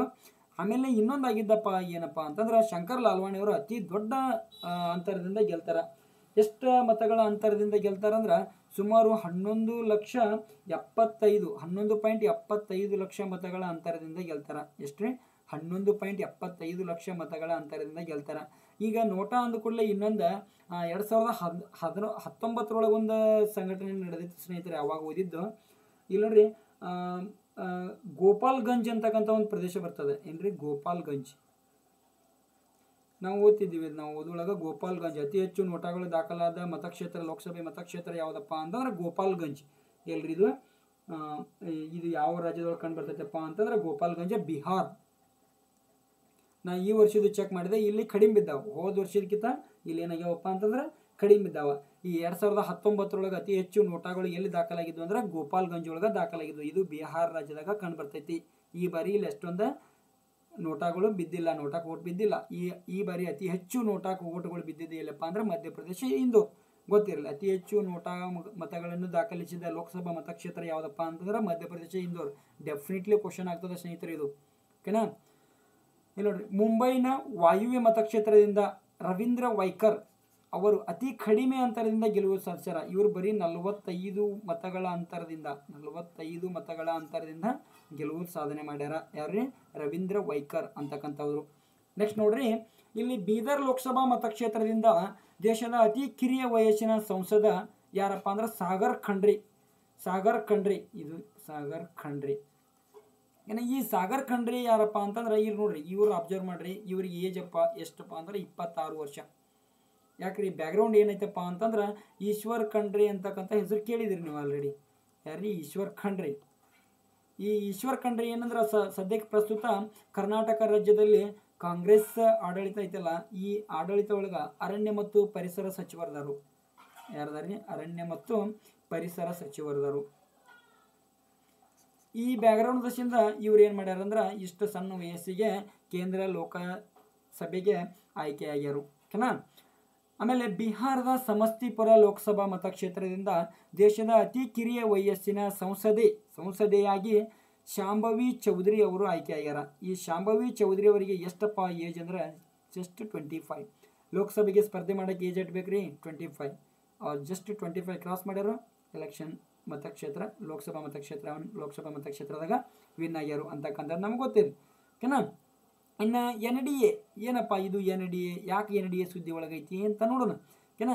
National Democratic Alliance. ಈ NDA ಲಾಂಗ್ ಫಾರ್ಮ್ ಏನಪ್ಪ ಅಂತಂದ್ರೆ ನ್ಯಾಷನಲ್ ಡೆಮೋಕ್ರೆಟಿಕ್ ಅಲೈನ್ಸ್. ಪ್ರಶ್ನೆ ಯಾವ ಥರ ಉದ್ಭವ ಆಗ್ತದೆ ಗೊತ್ತಿರಲ್ಲ. KEದವ್ರು ಏನು ಮಾಡ್ತಾರೆ, ಹೇಳಿಕೆ ರೂಪದಾಗ ಪ್ರಶ್ನೆಗಳು ಕೇಳ್ತಾರ. ಇನ್ನೇನೇನ ಸದ್ದ 402 402 PSI ಬಂದವ ಸ್ನೇಹಿತರೆ, ರೆಡಿ ಇರ್ರಿ. ಹೌದಾ? ಗನ್ನ ನೀವು ಏನು ಮಾಡ್ಕೊಂಡು ಇಟ್ಕೊಂಡಿರ್ಬೇಕು, ಲೋಡ್ ಮಾಡಿ ಇಟ್ಕೊಂಡಿರ್ಬೇಕು, ಓಕೆನಾ. ನ್ಯಾಷನಲ್ ಡೆಮೋಕ್ರೆಟಿಕ್ ಅಲೈನ್ಸ್ ಇದು ಬಲಪಂಥೀಯ ರಾಜಕೀಯ ಪಕ್ಷಗಳ ಮೈತ್ರಿ ಆಗಿದ್ದು, ಇದನ್ನು 1998 ಹೌದಾ 1998ರಲ್ಲಿ ಅಟಲ್ ಬಿಹಾರಿ ವಾಜಪೇಯಿ. ಯಾರ್ರಿ? ಅಟಲ್ ಬಿಹಾರಿ ವಾಜಪೇಯಿ ಮತ್ತು ಲಾಲ್ ಕೃಷ್ಣ ಅಡ್ವಾಣಿ. ಯಾರ್ರಿ? LK ಅಡ್ವಾಣಿ, ಲಾಲ್ ಕೃಷ್ಣ ಅಡ್ವಾಣಿ ಅವರು ಏನು ಮಾಡ್ತಾರೆ ಅಂದರೆ ಈ ಬಲಪಂಥೀಯ ರಾಜಕೀಯ ಪಕ್ಷಗಳ ಮೈತ್ರಿಯನ್ನು ಏನು ಮಾಡ್ತಾರೋ ಪ್ರಾರಂಭ ಮಾಡ್ತಾರೋ. ಎಷ್ಟರೊಳಗೆ ಪ್ರಾರಂಭ ಮಾಡ್ತಾರೋ? 1998.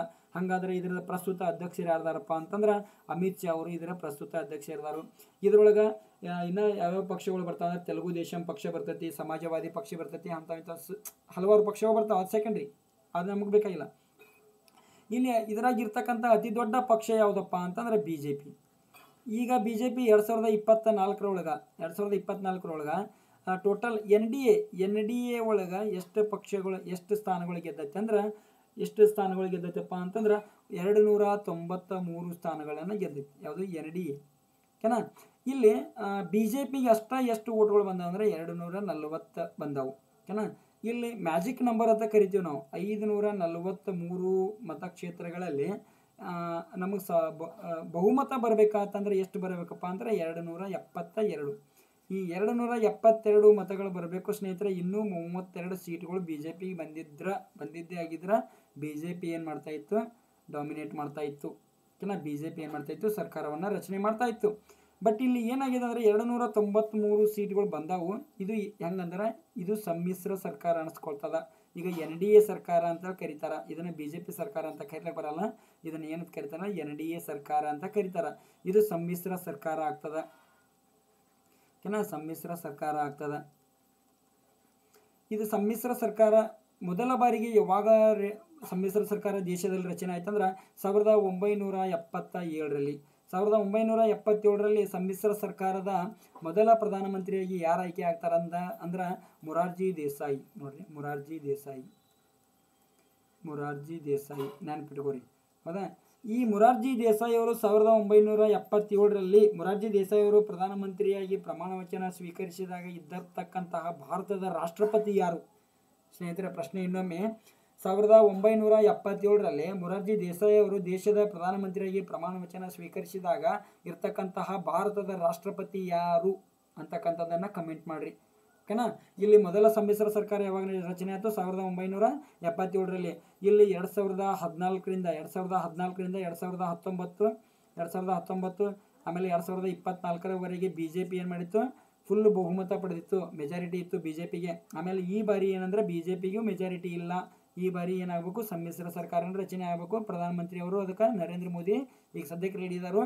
ಆಮೇಲೆ ಈಗ ಸದ್ಯ ಇನ್ನೊಂದು ಏನು ಹೇಳ್ಬೇಕಂದ್ರೆ ನಿಮ್ಗೆ ನಾಳೆ ಪ್ರಧಾನಮಂತ್ರಿ ನರೇಂದ್ರ ಮೋದಿ ಅವರು ಪ್ರಮಾಣ ವಚನ ಸ್ವೀಕರಿಸ್ತಾರೋ.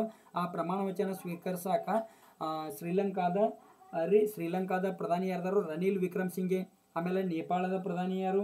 ಪುಷ್ಪ ಕಮಲ್ ದಹಲ್ ಅಂತಕ್ಕಂಥವ್ರು ಬರ್ತಾರೋ. ಪ್ರಚಂಡ ಕಮಲ್ ದಹಲ್ ಅಂತಕ್ಕಂಥವ್ರು ಬರ್ತಾರೋ. ಆಮೇಲೆ ನೇಪಾಳದ ನೇಪಾಳದಾಯ್ತು. ಇವ್ರು ಯಾರು? ಬಾಂಗ್ಲಾದೇಶದ ಪ್ರಧಾನಿ ಯಾರು? ಶೇಖ್ ಹಸೀನಾ. ಇವ್ರಿಗೆಲ್ಲರಿಗೆ ಏನು ಮಾಡ್ಯಾರ? ಆಹ್ವಾನ ಕೊಟ್ಟಾರು. ಓಕೆನಾ? ನರೇಂದ್ರ ಮೋದಿ ಅವರು ಆಹ್ವಾನ ಕೊಟ್ಟಾರು. ಆಮೇಲೆ ಇನ್ನು ಪಾಕಿಸ್ತಾನಕ್ಕೆ ಆಹ್ವಾನ ಕೊಟ್ಟಿಲ್ಲ ಅಂತಕ್ಕಂಥದ್ದು ನಿಮ್ಗೆ ಗೊತ್ತಿರಲಿ. ಓಕೆನಾ? ಪಾಕಿಸ್ತಾನಕ್ಕೆ ಆಹ್ವಾನ ಕೊಟ್ಟಿಲ್ಲ. 2019 ಬಂದಾಗ ನರೇಂದ್ರ ಮೋದಿ ಅವರು ಪಾಕಿಸ್ತಾನಕ್ಕೆ ಆಹ್ವಾನ ಕೊಟ್ಟಿದ್ರು. ಓಕೆನಾ? ಇದೆಲ್ಲ ನಮ್ಗೆ ಕಾಮನ್ ಆಗಿ ಗೊತ್ತಿರ್ಬೇಕು ಸ್ನೇಹಿತರೆ. ನಾವು ಕ್ಲೀನಾಗಿ ಅಬ್ಸರ್ವ್ ಮಾಡ್ತಾ ಇರಬೇಕು. ನೆಕ್ಸ್ಟ್ ನೋಡ್ರಿ, UPA ಅದು ಅಲ್ಲಿ ಅವ್ರದ್ದು ಹೆಂಗೆ NDA ಐತ್ಲ, BJP ನೇತೃತ್ವದಲ್ಲಿ NDA ಐತ್ಲ, ಇಲ್ಲಿ ಕಾಂಗ್ರೆಸ್ ನೇತೃತ್ವದಲ್ಲಿ UPA ಯುನೈಟೆಡ್ ಪ್ರೋಗ್ರೆಸಿವ್ ಅಲೈನ್ಸ್ ಅಂತಕ್ಕಂಥದ್ದು. ಇದು ಏನಾಗ್ತದೆ ಅಂದರೆ 2014ರಲ್ಲಿ ಪ್ರಾರಂಭ ಆಗ್ತದ. ಇದನ್ನು ಏನಂತ ಕರಿತಾರೆ ಅಂದ್ರೆ ಎಡಪಂಥೀಯ ರಾಜಕೀಯ ಪಕ್ಷಗಳ ಮೈತ್ರಿಯಾಗಿದೆ. ಇದು ಏನ್ರಿ? ಎಡಪಂಥೀಯ ರಾಜಕೀಯ ಪಕ್ಷಗಳ ಮೈತ್ರಿ. ಇದನ್ನು NDAಯನ್ನು ಏನು ಮಾಡ್ತಾರೆ ಅಂದ್ರೆ NDA ವಿರೋಧಿ ಪಕ್ಷಗಳು 2023ರಲ್ಲಿ ಈ UPA ಬಿಡ್ತಾರ. ಈ 2023ರಲ್ಲಿ NDA ವಿರೋಧಿ ಪಕ್ಷಗಳು ಏನು ಮಾಡ್ತಾರೆ ಅಂದ್ರೆ INDAI ಏನ್ರಿ? ಇಂಡಿಯಾ ಅನ್ಬಾರ್ದು. ಓಕೆನಾ? ಇಂಡಿಯಾ ಅಲ್ಲ, INDAI ಮೈತ್ರಿಕೂಟ ರಚನೆಯನ್ನು ಮಾಡ್ಕೊಳ್ತಾವು. ಇದೇನ್ರಿ? ಇದ್ರ ಲಾಂಗ್ ಫಾರ್ಮ್ ಏನಪ್ಪ ಅಂತಂದ್ರೆ Indian National Democratic Inclusive Alliance. Indian National Democratic Inclusive Alliance ಅಂತಕ್ಕಂಥದ್ದು ಇದ್ರದ ಫುಲ್ ಫಾರ್ಮ. ಇದನ್ನು ಏನಂತ ಕರೀತಾರಂದ್ರೆ ಬ್ಯಾಕ್ರೋನಿಮ್ ಅಂತ ಕರೀತಾರ. ಹೌದಾ? ಬ್ಯಾಕ್ರೋನಿಮ್ ಎಂದು ಕರೀತಾರ. ಬ್ಯಾಕ್ರೋನಿಮ್ ಇಂಡಿಯಾ ಅಂತ ಕರೀತಾರೆ. ಓಕೆನಾ? ಬ್ಯಾಕ್ರೋನಿಮ್ ಇಂಡಿ. ಆಮೇಲೆ ಇದರ ಘೋಷವಾಕ್ಯ ಏನಾಗಿತ್ತಪ್ಪ ಅಂತಂದ್ರೆ ಜೀತೇಗಾ ಭಾರತ್. ಏನ್ರಿ? ಜೀತೇಗಾ ಭಾರತ್ ಇದರದ ಘೋಷವಾಕ್ಯವಾಗಿತ್ತು. ಇದರದ ಘೋಷವಾಕ್ಯ ಏನಾಗಿತ್ತು ಅಂದರೆ ಜೀತೇಗಾ ಭಾರತ್ ಅಂತಕ್ಕಂಥದ್ದು ಇದರ ಘೋಷವಾಕ್ಯವಾಗಿತ್ತು. ಇದು NDA ನೇತೃತ್ವದಲ್ಲಿ 2024ರಲ್ಲಿ ಪಡೆದ ಒಟ್ಟು ಮತಗಳ ಸಂಖ್ಯೆ ಎಷ್ಟಪ್ಪ ಅಂತಂದ್ರೆ 234 ಮತಗಳನ್ನು ಪಡಿತಾರೆ. ಓಕೆನಾ? ಈ 234 ಮತಗಳಲ್ಲಿ ಕಾಂಗ್ರೆಸ್ನ ಪಾಲು ಎಷ್ಟೈತಪ್ಪ ಅಂತಂದ್ರೆ ಕಾಂಗ್ರೆಸ್ನ ಪಾಲು ಕೇವಲ 99, 1.3. ಓಕೆನಾ? ನೆಕ್ಸ್ಟ್ ತಗೊಂಡ್ರಿ, ಇಲ್ಲಿ ನಾನು ಏನು ತಂದಿನಂದ್ರೆ ನಿಮ್ಗೆ ರಾಜಕೀಯವನ್ನು ತಂದಿಲ್ಲ ಸ್ನೇಹಿತರೆ. ಕಾಂಪಿಟೇಟಿವ್ ಪರ್ಪಸ್ ಏನು ಬೇಕಾಗಿದೆ ಅದನ್ನಷ್ಟೇ ತೊಗೊಂಡು ಬಂದೀನಿ. ಓಕೆನಾ? ನೆಕ್ಸ್ಟ್ ನೋಡ್ರಿ, 8 ಲಕ್ಷ ಬಂಡವಾಳ ಮಾರುಕಟ್ಟೆ 8 ಲಕ್ಷ ಕೋಟಿ ಮಾರುಕಟ್ಟೆ ಬಂಡವಾಳವನ್ನು ಹೊಂದಿರತಕ್ಕಂಥ ದೇಶದ ಮೊದಲ ರಾಷ್ಟ್ರೀಕೃತ ಬ್ಯಾಂಕ್ ಯಾವುದಪ್ಪ ಅಂತಂದ್ರೆ SBI. ನೋಡ್ರಿ, ದೇಶದ ಮೊದಲ ರಾಷ್ಟ್ರೀಕೃತ ಬ್ಯಾಂಕ್ ಯಾವುದು? SBI. ಓಕೆನಾ? ಇದು 8 ಲಕ್ಷ ಕೋಟಿ ಬಂಡವಾಳ ಮಾರುಕಟ್ಟೆ ಹೊಂದಿರುವ ಭಾರತದ ಒಟ್ಟಾರೆ 7ನೇ ಸಂಸ್ಥೆ. ಹಾಗಾದ್ರೆ ಮೊದಲ ಸಂಸ್ಥೆ ಯಾವುದಪ್ಪ ಅಂತಂದ್ರೆ ಫಸ್ಟ್ ಯಾವುದಪ್ಪ ಅಂದ್ರೆ 8 ಲಕ್ಷ ಕೋಟಿ ಬಂಡವಾಳವನ್ನು ಹೊಂದಿರತಕ್ಕಂತಹ ಭಾರತದ ಮೊದಲ ಸಂಸ್ಥೆ ಯಾವುದಪ್ಪ ಅಂತಂದ್ರೆ ರಿಲಯನ್ಸ್. ಓಕೆನಾ? ಈ ರಿಲಯನ್ಸ್ ಆಮೇಲೆ ಈ ನರೇಂದ್ರ ಮೋದಿ ಇವರೆಲ್ಲ ಸುದ್ದಿ ಒಳಗೆ ಇರೋದ್ರಿಂದ ನಿಮಗೆ ಆ ಸೆಂಟೆನ್ಸನ್ನು ಹೇಳಿದೆ ಸ್ನೇಹಿತರೆ. ಫಸ್ಟಿಗೆ ಹೇಳ್ದಲ್ಲ. ಓಕೆನಾ? ಈ ರಿಲಯನ್ಸ್ ದೈತ್ಯ ಕಂಪನಿ ಯಾರು? ಅಂಬಾನಿ. ಓಕೆನಾ? ಆಮೇಲೆ ನೆಕ್ಸ್ಟ್ 2 ನಂಬರ್ ಯಾವುದಪ್ಪ ಅಂದ್ರೆ TCS ಸಂಸ್ಥೆ ಏನು ಮಾಡ್ತದೆ? ಕ್ರಾಸ್ ಮಾಡ್ತದೆ. 8 ಲಕ್ಷ ಕೋಟಿ ಬಂಡವಾಳವನ್ನು ಕ್ರಾಸ್ ಮಾಡಿದ 2ನೇ ಸಂಸ್ಥೆ ಯಾವುದಪ್ಪ ಅಂತಂದ್ರೆ TCS. ಆಮೇಲೆ ಇನ್ಯಾವ ಬರ್ತಾವು? ಇನ್ಫೋಸಿಸ್ ಬರ್ತೈತಿ. ಇನ್ಫೋಸಿಸ್ ಬರ್ತೈತಿ. ಆಮೇಲೆ ಭಾರತೀಯ ಏರ್ಟೆಲ್, ಯಾವ್ದ್ರಿ ಏರ್ಟೆಲ್, ಇನ್ಫೋಸಿಸ್ ಐತಿ, ಏರ್ಟೆಲ್. ಆಮೇಲೆ ಇನ್ನು 8 ಲಕ್ಷ ಕೋಟಿ ಬಂಡವಾಳ ಮಾರುಕಟ್ಟೆ ಹೊಂದಿರುವ ಮೊದಲ ಖಾಸಗಿ ಬ್ಯಾಂಕ್ ಯಾವುದಪ್ಪ ಅಂತಂದ್ರೆ HDFC ನೋಡಿ, ಹೌಸಿಂಗ್ ಡೆವಲಪ್ಮೆಂಟ್ ಫಿನಾನ್ಷಿಯಲ್ ಕಾರ್ಪೊರೇಷನ್ ಅಂತ ಕರಿತೀವಿ. ಇದು 1977ರಲ್ಲಿ ಪ್ರಾರಂಭ ಆಗ್ತದೆ. ಮೊದಲ ಸಮ್ಮಿಶ್ರ ಸರ್ಕಾರ ಯಾವಾಗ ಬರ್ತದೆ? 1977. ಇದು ಯಾವಾಗ ಸ್ಥಾಪನೆ ಆಗಿರ್ತದೆ? HDFC 1977. ಈ ಥರ ನಾವು ಏನಾದರೂ ಒಂದು ಬಂತಂದ್ರೆ ಟ್ಯಾಲಿ ಮಾಡಿ ನೆನಪಿಟ್ಕೋಬೇಕು. ಓಕೆನಾ? ಇದರದ ಹೆಡ್ ಕ್ವಾರ್ಟರ್ ಎಲ್ಲಿತ್ತಪ್ಪ ಅಂತಂದ್ರೆ ಮುಂಬೈದೊಳಗೆ ಇದರ ಹೆಡ್ ಕ್ವಾರ್ಟರ್ ಕಂಡು ಬರ್ತದೆ. ಮುಂಬೈದೊಳಗೆ ಇದರ ಹೆಡ್ ಕ್ವಾರ್ಟರ್ ಕಂಡು ಬರ್ತದೆ. ಹಾಗಾದ್ರೆ ಮೊದಲ ಬ್ಯಾಂಕ್ HDFC, ಮೊದಲ ಖಾಸಗಿ ಬ್ಯಾಂಕ್ HDFC ಆದರೆ ಎರಡನೇ ಖಾಸಗಿ ಬ್ಯಾಂಕ್ ಯಾವುದಪ್ಪ ಅಂತಂದ್ರೆ ICICI long for many industrial credit and investment corporation of India. Industrial credit and investment corporation of India ಅಂತಕ್ಕಂಥದ್ದು ಇದರದ ಫುಲ್ ಫಾರ್ಮ್. ಇದು ಯಾವಾಗ ಜಾರಿಗೆ ಬರ್ತದೆ ಅಂದ್ರೆ 1994ರಲ್ಲಿ ಇದನ್ನು ಸ್ಥಾಪನೆ ಮಾಡ್ತಾರೆ. 1994ರಲ್ಲಿ ಎಲ್ಲಿ ಸ್ಥಾಪನೆ ಮಾಡ್ತಾರೆ ಅಂದ್ರೆ ಗುಜರಾತಿನ ವಡೋದರ ಕೇಳಿರಲ್ರಿ? ಗುಜರಾತಿನ ವಡೋದರದೊಳಗೆ ಸ್ಥಾಪನೆ ಮಾಡ್ತಾರೆ. ಇದರದ ಹೆಡ್ ಕ್ವಾರ್ಟರ್ ಎಲ್ಲಿತ್ತಪ್ಪ ಅಂತಂದ್ರೆ ICICIದ ಮುಂಬೈದೊಳಗೆ ಇದರ ಹೆಡ್ ಕ್ವಾರ್ಟರ್ ಐತಿ. ಓಕೆನಾ? ಮುಂಬೈದೊಳಗೆ ಇದರದ ಹೆಡ್ ಕ್ವಾರ್ಟರ್ ಐತಿ. ಓಕೆನಾ? ಆಮೇಲೆ ಇನ್ನು ಸ್ವಲ್ಪ SBI ಕುರಿತು ನೋಡಿದ್ರೆ, SBI ಈ ಸ್ಟೇಟ್ ಬ್ಯಾಂಕ್ ಆಫ್ ಇಂಡಿಯಾ ಅಂತ ಕರಿತೀವಿ ನಾವು. ಸ್ಟೇಟ್ ಬ್ಯಾಂಕ್ ಆಫ್ ಇಂಡಿಯಾ ಇದರದ ಹೆಡ್ ಕ್ವಾರ್ಟರ್ ಎಲ್ಲಿತ್ತಪ್ಪ ಅಂತಂದ್ರೆ ಮುಂಬೈ. ಎಲ್ಲ ಮುಂಬೈ ನೋಡ್ರಿ, ಆಲ್ಮೋಸ್ಟ್ ಗೊತ್ತಿರಲಿಕ್ಕೆ ಮುಂಬೈ ಹಾಕಿಬಿಡ್ಬೇಕು, ಅದು ಕೊನೆಯ ದಾರಿ. ಆಮೇಲೆ ಇದು ಯಾವಾಗ ಸ್ಟಾರ್ಟ್ ಆಗ್ತದಂದ್ರೆ 1955 ಜುಲೈ 1ರಂದು ಪ್ರಾರಂಭ ಆಗ್ತದೆ. ಆಮೇಲೆ ಇದು ರಾಷ್ಟ್ರೀಕರಣ ಆದ ಎರಡನೇ ಬ್ಯಾಂಕ್ ಯಾವ್ದ್ರಿ? ರಾಷ್ಟ್ರೀಕರಣ ಆದ ಎರಡನೇ ಬ್ಯಾಂಕ್. ಏನ್ರಿ ಸರ್ ಎಷ್ಟು ಸಿಲ್ಲಿ ಹೇಳತ್ತಿರತ್ತೆ ಅನ್ಬಾರ್ದು. ಇದು ಯಾಕಂದ್ರೆ ಎಕ್ಸಾಮ್ ಒಳಗೆ ಇವ ಕನ್ಫ್ಯೂಸ್ ಆಗ್ತಾವ. ಇದು ರಾಷ್ಟ್ರೀಕರಣವಾದ ಎರಡನೇ ಬ್ಯಾಂಕ್. ಎಷ್ಟರಾಗ ಆಗ್ತದ್ರಿ ರಾಷ್ಟ್ರೀಕರಣ? 1956 ಜೂನ್ 2ರಂದು ಇದು ರಾಷ್ಟ್ರೀಕರಣ ಆಗ್ತದೆ. SBI ಯಾವಾಗ ರಾಷ್ಟ್ರೀಕರಣ ಆಗ್ತದೆ? 1956 ಜೂನ್ 2ರಂದು ಇದು ರಾಷ್ಟ್ರೀಕರಣ ಆಗ್ತದೆ. ಹಾಗಾದ್ರೆ ನಿಮಗೊಂದು ಪ್ರಶ್ನೆ, ಭಾರತದಲ್ಲಿ ರಾಷ್ಟ್ರೀಕರಣಗೊಂಡ ಮೊದಲ ಬ್ಯಾಂಕ್ ಯಾವುದು? ಭಾರತದಲ್ಲಿ ರಾಷ್ಟ್ರೀಕರಣಗೊಂಡ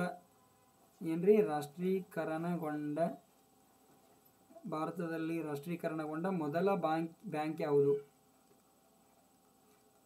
ರಾಷ್ಟ್ರೀಕರಣಗೊಂಡ ಮೊದಲ ಬ್ಯಾಂಕ್ ಯಾವುದು? ಕಮೆಂಟ್ ಮಾಡಿರಿ.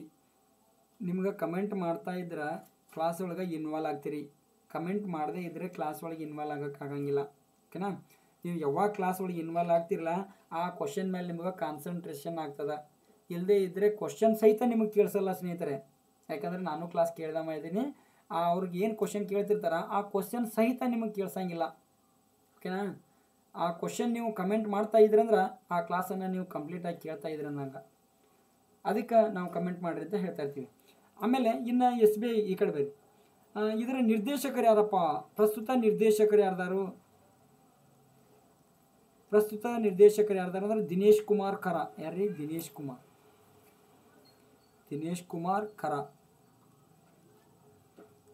ಕುಮಾರ್ ಖರಾ ಅವರು.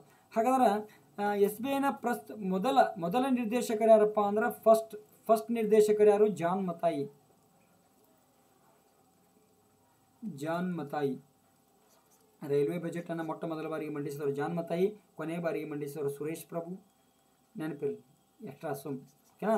ಸುರೇಶ್ ಪ್ರಭು ಅವರು 2017 ಕೊನೆಯ ಬಾರಿಗೆ ಮಂಡಿಸ್ತಾರೆ. ಆಮೇಲೆ ಜಾನ್ ಮತಾಯಿ ಅವರು ಮೊಟ್ಟ ಮೊದಲ ಬಾರಿಗೆ ರೈಲ್ವೆ ಬಜೆಟನ್ನು ಮಂಡನೆ ಮಾಡಿರ್ತಾರೆ ಅಂತಕ್ಕಂಥದ್ದು ಗೊತ್ತಿಲ್ಲ.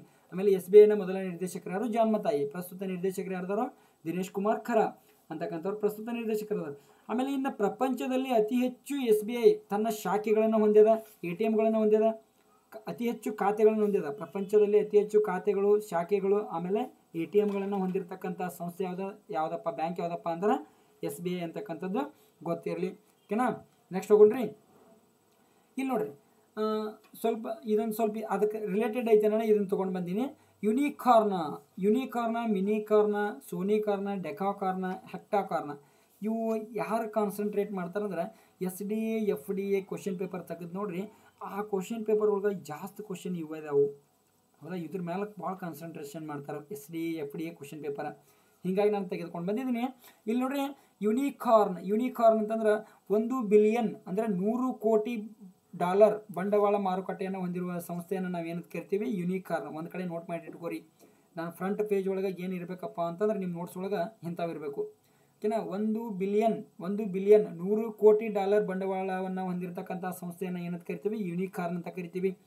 ಆಮೇಲೆ 1 ಮಿಲಿಯನ್ಗಿಂತ ಹೆಚ್ಚಿನ ಬಂಡವಾಳವನ್ನು ಹೊಂದಿರುವ ಸಂಸ್ಥೆಯನ್ನು ಏನಂತ ಕರಿತೀವಿ, ಮಿನಿಕಾರ್ನ್ ಅಂತ ಕರಿತೀವಿ. ಆಮೇಲೆ ಸೋನಿಕಾರ್ನ್ 1 ಬಿಲಿಯನ್ ಸಮೀಪದ ಬಂಡವಾಳವನ್ನು ಹೊಂದಿರುವ ಸಂಸ್ಥೆಯನ್ನು ಏನಂತ ಕರಿತೀವಿ, ಸೋನಿಕಾರ್ನ್ ಅಂತ ಕರಿತೀವಿ. ಆಮೇಲೆ ಡೆಕಾಕಾರ್ನ್ ಅಂದರೆ ಏನು, 10 ಬಿಲಿಯನ್ ಅಂದರೆ ಶತಕೋಟಿ ಡಾಲರನ್ನು ಹೊಂದಿರುವ, ಶತಕೋಟಿ ಡಾಲರ್ ಬಂಡವಾಳ ಮಾರುಕಟ್ಟೆಯನ್ನು ಹೊಂದಿರುವ ಸಂಸ್ಥೆ ಏನಂತ ಕರಿತೀವಿ, ಡೆಕಾಕಾರ್ನ್ ಅಂತ ಕರಿತೀವಿ. ಆಮೇಲೆ ಇಲ್ಲಿ ನೋಡ್ರಿ ಹೆಕ್ಟಾಕಾರ್ನ್ ಅಂದ್ರೆ 100 ಮಿಲಿಯನ್ಗಿಂತ ಹೆಚ್ಚಿನ ಬಂಡವಾಳ ಮಾರುಕಟ್ಟೆಯನ್ನು ಹೊಂದಿರುವ ಸಂಸ್ಥೆ ಯಾವುದು, ಹೆಕ್ಟಾಕಾರ್ನ್. ನೋಡ್ರಿ ಗ್ರೂಪ್ ಸಿ ಕ್ವಶನ್ ಪೇಪರ್ ಒಳಗೆ ಅದಾವ ನೋಡ್ರಿ ಜಾಸ್ತಿ. ಓಕೆನಾ, ತೆಗೆದು ನೋಡ್ರಿ. ನೆಕ್ಸ್ಟ್ ತಗೊಂಡ್ರಿ, ನ್ಯಾಷನಲ್ ಆರ್ಕೈವ್ಸ್ ಆಫ್ ಇಂಡಿಯಾ ತನ್ನ ಮೊದಲ ರಾಷ್ಟ್ರೀಯ ಯೋಜನೆಯನ್ನು ಯಾವ ದೇಶದಲ್ಲಿ ಪ್ರಾರಂಭ ಮಾಡಿದ ಅಂದ್ರೆ ಒಮನ್ ದೇಶದಲ್ಲಿ ಪ್ರಾರಂಭ ಮಾಡಿದ. ಏನ್ರಿ, ನ್ಯಾಷನಲ್ ಆರ್ಕೈವ್ಸ್ ಆಫ್ ಇಂಡಿಯಾ ತನ್ನ ಮೊದಲ ಅಂತಾರಾಷ್ಟ್ರೀಯ ಯೋಜನೆಯನ್ನು ಯಾವ ದೇಶದಾಗ ಪ್ರಾರಂಭ ಮಾಡಿದರೆ ಒಮನ್. ಇದರ ಉದ್ದೇಶ ಏನಪ್ಪ, ಇದರ ಉದ್ದೇಶ ಏನಂದ್ರೆ ಒಮನ್ ದೇಶದಲ್ಲಿರುವ ಭಾರತೀಯ ವಲಸಿಗರ ದಾಖಲೆಗಳನ್ನು ಡಿಜಿಸೈಟ್ ಮಾಡುವುದು ಮತ್ತು ಅವರನ್ನು ಸಂರಕ್ಷಿಸುವುದು ಇದರದ ಉದ್ದೇಶ, ಈ ಯೋಜನೆಯ ಪ್ರಾರಂಭಿಸುವ ಉದ್ದೇಶ. ಆಮೇಲೆ NAI ಏನ್ರಿದು, ನ್ಯಾಷನಲ್ ಆರ್ಕೈವ್ಸ್ ಆಫ್ ಇಂಡಿಯಾ. ಇದು 1891ರಲ್ಲಿ ಇಂಪೀರಿಯಲ್ ರೆಕಾರ್ಡ್ ಡಿಪಾರ್ಟ್ಮೆಂಟ್ ಆಗಿ ಕೋಲ್ಕತ್ತಾದಲ್ಲಿ ಸ್ಥಾಪನೆ ಆಗ್ತದ. ಓಕೆನಾ, ಇದ್ರ ಬಗ್ಗೆ ನೋಡ್ರಿ ಹೊಸದೈತೆ ತಿಳ್ಕೊರಿ. ಓಕೆನಾ, ನ್ಯಾಷನಲ್ ಆರ್ಕೈವ್ಸ್ ಆಫ್ ಇಂಡಿಯಾ 1891ರಲ್ಲಿ ಇಂಪೀರಿಯಲ್ ರೆಕಾರ್ಡ್ ಡಿಪಾರ್ಟ್ಮೆಂಟ್ ಆಗಿ ಕೋಲ್ಕತ್ತಾದಲ್ಲಿ ಪ್ರಾರಂಭ ಆಗ್ತದ. ಇದು ಯಾವುದರ ಅಡಿಯಲ್ಲಿ ಕಾರ್ಯನಿರ್ವಹಿಸ್ತದೆ ಅಂದ್ರೆ ಸಂಸ್ಕೃತ ಸಚಿವಾಲಯದ ಅಡಿಯಲ್ಲಿ ಕಾರ್ಯನಿರ್ವಹಿಸ್ತದ. ಇದರ ಪ್ರಾದೇಶಿಕ ಕೇಂದ್ರ ಕಚೇರಿ ಮಧ್ಯಪ್ರದೇಶದ ಭೋಪಾಲ್ನಲ್ಲಿ ಕಂಡುಬರ್ತದೆ. ಇದರ ಪ್ರಾದೇಶಿಕ ಕೇಂದ್ರ ಕಚೇರಿಗಳು ಇನ್ನೂ ಬರ್ತಾವ, ರೆಕಾರ್ಡ್ ಕೇಂದ್ರ ಕಚೇರಿಗಳು ಅಂತಾವ, ಭುವನೇಶ್ವರ, ಜೈಪುರ, ಪುದುಚೇರಿ ಅಂತ ಬರ್ತಾವ. ಎಲ್ರಿ ಇದರ ರೆಕಾರ್ಡ್ ಅಂದ್ರೆ ಇದನ್ನ ದತ್ತಾಂಶಗಳನ್ನ ರೆಕಾರ್ಡ್ ಮಾಡಿಟ್ಕೊಳ್ಳೋ ಸಂಸ್ಥೆ ಎಲ್ಲಿದಾವು, ಭುವನೇಶ್ವರ ಐತಿ, ಜೈಪುರ್ ಐತಿ, ಪುದುಚೇರಿ ಒಳಗೈತಿ. ಏನ ಇಷ್ಟು ಗೊತ್ತಿರ. ಆಮೇಲೆ ನೆಕ್ಸ್ಟ್ ನೋಡ್ರಿ, ಬ್ಲೂಮ್ಬರ್ಗ್ ಕೋಟ್ಯಾಧಿಪತಿ ಸೂಚ್ಯಂಕದ ಪ್ರಕಾರ ಏಷ್ಯಾದ ಶ್ರೀಮಂತ ಉದ್ಯಮಿ ಯಾರಪ್ಪ ಅಂತಂದ್ರೆ ಗೌತಮ್ ಅದಾನಿ ಅವರು ಏನು ಮಾಡ್ಯಾರ, ಏಷ್ಯಾದ ಶ್ರೀಮಂತ ವ್ಯಕ್ತಿ ಆಗ್ಯಾರು. ವಿಶ್ವದ 11ನೇ ಶ್ರೀಮಂತ ವ್ಯಕ್ತಿ. ಇವರು ಬರೋಕ್ಕಿಂತ ಮುಂಚೆ ಯಾರಿದ್ರಂದ್ರೆ ಏಷ್ಯಾದ ಶ್ರೀಮಂತ ವ್ಯಕ್ತಿ ಯಾರಿದ್ರ, ಮುಖೇಶ್ ಅಂಬಾನಿ ಅವರಾಗಿದ್ರು, ರಿಲಯನ್ಸ್ ಇಂಡಸ್ಟ್ರೀಸ್. ಓಕೆನಾ. ಆಮೇಲೆ ಇಲ್ಲಿ ನೋಡ್ರಿ, ರಿಲಯನ್ಸ್ ಇಂಡಸ್ಟ್ರೀಸ್ನ ಮುಖ್ಯಸ್ಥನಾದ ಮುಖೇಶ್ ಅಂಬಾನಿ ಅವರನ್ನು ಹಿಂದಿಕ್ಕಿ ವಿಶ್ವದ 11ನೇ ಶ್ರೀಮಂತ ವ್ಯಕ್ತಿ ಎನಿಸಿದ್ರು. ಹಾಗಾದ್ರೆ ಮುಖೇಶ್ ಅಂಬಾನಿ ಅವರು ವಿಶ್ವದ ಎಷ್ಟನೇ ಶ್ರೀಮಂತ ವ್ಯಕ್ತಿ, ವಿಶ್ವದ 12ನೇ ಶ್ರೀಮಂತ ವ್ಯಕ್ತಿ ಅದಾರು. ಓಕೆನಾ. ಆಮೇಲೆ ಏಷ್ಯಾದ 2ನೇ ಶ್ರೀಮಂತ ವ್ಯಕ್ತಿ. ಆಮೇಲೆ ಇಲ್ಲಿ ವಿಶ್ವದ ಅತ್ಯಂತ ಶ್ರೀಮಂತ ವ್ಯಕ್ತಿ ಯಾರಪ್ಪ ಅಂತಂದ್ರೆ ಬರ್ನಾಲ್ಡ್ ಅರ್ನಾಲ್ಟ್ ಅವರು ವಿಶ್ವದ ನಂಬರ್ 1 ಶ್ರೀಮಂತ ವ್ಯಕ್ತಿ ಇದಾರು. ಓಕೆನಾ. ಇವ್ರು ಯಾವ ದೇಶದವರಪ್ಪ ಅಂತಂದ್ರೆ ಅಮೇರಿಕಾದವರು, ಇವರು ಫ್ರಾನ್ಸ್ ದೇಶದವರು. ಇವ್ರು ಯಾವ ದೇಶದವರಪ್ಪ ಅಂತಂದ್ರೆ ಬರ್ನಾಲ್ಡ್ ಅರ್ನಾಲ್ಟ್ ಅವರು ಫ್ರಾನ್ಸ್ ದೇಶದವರು. ಇವರು ಯಾವ ಕಂಪನಿಯನ್ನು ನಡೆಸ್ತಾರಪ್ಪ ಅಂತಂದ್ರೆ LVHM ಅಂತಕ್ಕಂಥ ಸಂಸ್ಥೆಯನ್ನು ನಡೆಸ್ತಾರೆ.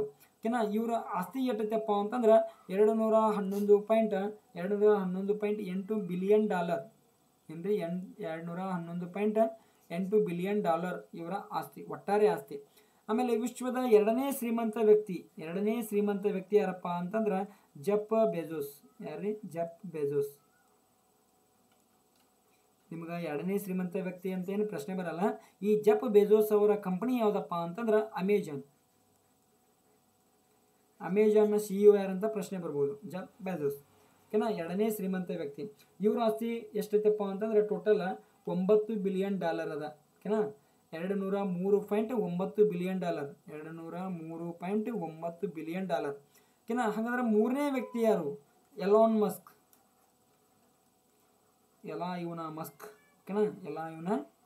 ಮಸ್ಕ್ ಅವರು ಏನು ಮಾಡಿದ್ರು, ವಿಶ್ವದ 3ನೇ ಶ್ರೀಮಂತ ವ್ಯಕ್ತಿ ಅದಾರು. ಇವ್ರ ಹೆಸರಲ್ಲಿ ಸಿಕ್ಕಾಪಟ್ಟೆ ಕಂಪ್ನಿಗಳದಾವ. ಯಾವ್ದ್ರಿ, ಸ್ಪೇಸ್ ಎಕ್ಸ್ ಐತಿ. ಆಮೇಲೆ ಟ್ವಿಟರ್ ಅನ್ನ ತಗೊಂಡು ಅದನ್ನ ಎಕ್ಸ್ ಅಂತ ಮಾಡ್ಯಾರ. ಓಕೆನಾ. ಆಮೇಲೆ ಟೆಸ್ಲಾ ಕಂಪ್ನಿ ಐತಿ, ಇನ್ನೂ ಹಲವಾರು ಕಂಪ್ನಿಗಳದಾವು. ಓಕೆನಾ. ಇವ್ರದ ಆಸ್ತಿ ಎಷ್ಟೈತಪ್ಪ ಅಂತಂದ್ರೆ 201.2 ಬಿಲಿಯನ್ ಡಾಲರ್ ಐತಿ. ಓಕೆನಾ ಅಂತಕ್ಕಂಥದ್ದು ಗೊತ್ತಿರು.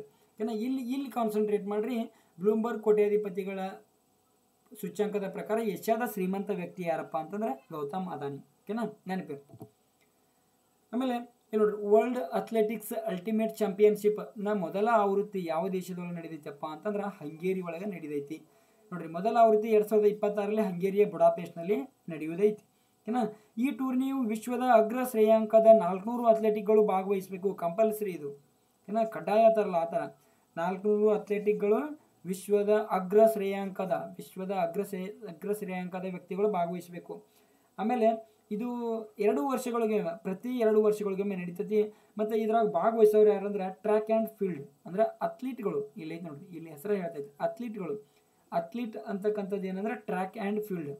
ಅದ track and field, for example running, ಆಮೇಲೆ ಜಾವೆಲಿನ್ ಥ್ರೋ ಇಂಥವು. ಓಕೆನಾ. ಟ್ರ್ಯಾಕ್ ಆ್ಯಂಡ್ ಫೀಲ್ಡ್ ಒಳಗೆ ಇರ್ತಕ್ಕಂಥವ್ರು ಇದ್ರಾಗ ಭಾಗವಹಿಸಬೇಕು. ಓಕೆನಾ. ನೆಕ್ಸ್ಟ್ ಹೋಗ್ರಿ, ನೋಡ್ರಿ, ಭಾರತೀಯ ಮಾನವ ಹಕ್ಕುಗಳ ಆಯೋಗದ ಹಂಗಾಮಿ ಅಧ್ಯಕ್ಷರಾಗಿ ಯಾರು ನೇಮಕ ಆಗ್ಯಾರು? ವಿಜಯ ಭಾರತಿ ಸಯಾನಿ ಅವರು ಏನು ಮಾಡ್ಯಾರು? ಹಂಗಾಮಿ ಅಧ್ಯಕ್ಷರಾಗಿ ನೇಮಕಗೊಂಡರು ಭಾರತೀಯ ಮಾನವ ಹಕ್ಕುಗಳ ಆಯೋಗ. ಓಕೆನಾ. ಈ ಮೊದಲ ಇವರು ಬರೋಕ್ಕಿಂತ, ಭಾರತೀಯ ಸಯಾನಿ ಅವರು ಬರೋಕ್ಕಿಂತ ಮೊದಲ ಯಾರಿದ್ರಪ್ಪ ಅಂದ್ರೆ ಅರುಣ್ ಕುಮಾರ್ ಮಿಶ್ರಾ.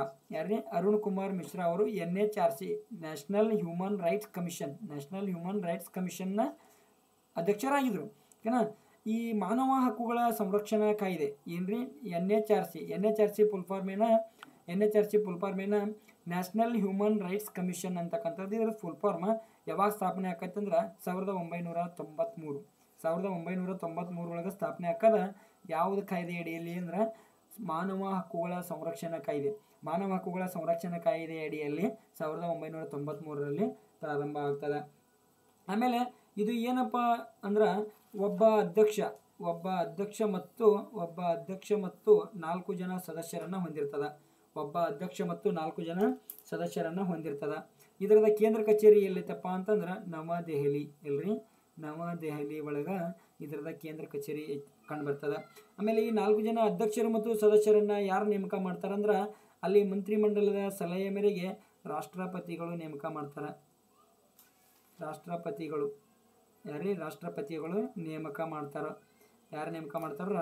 ನೇಮಕ ಮಾಡ್ತಾರೆ.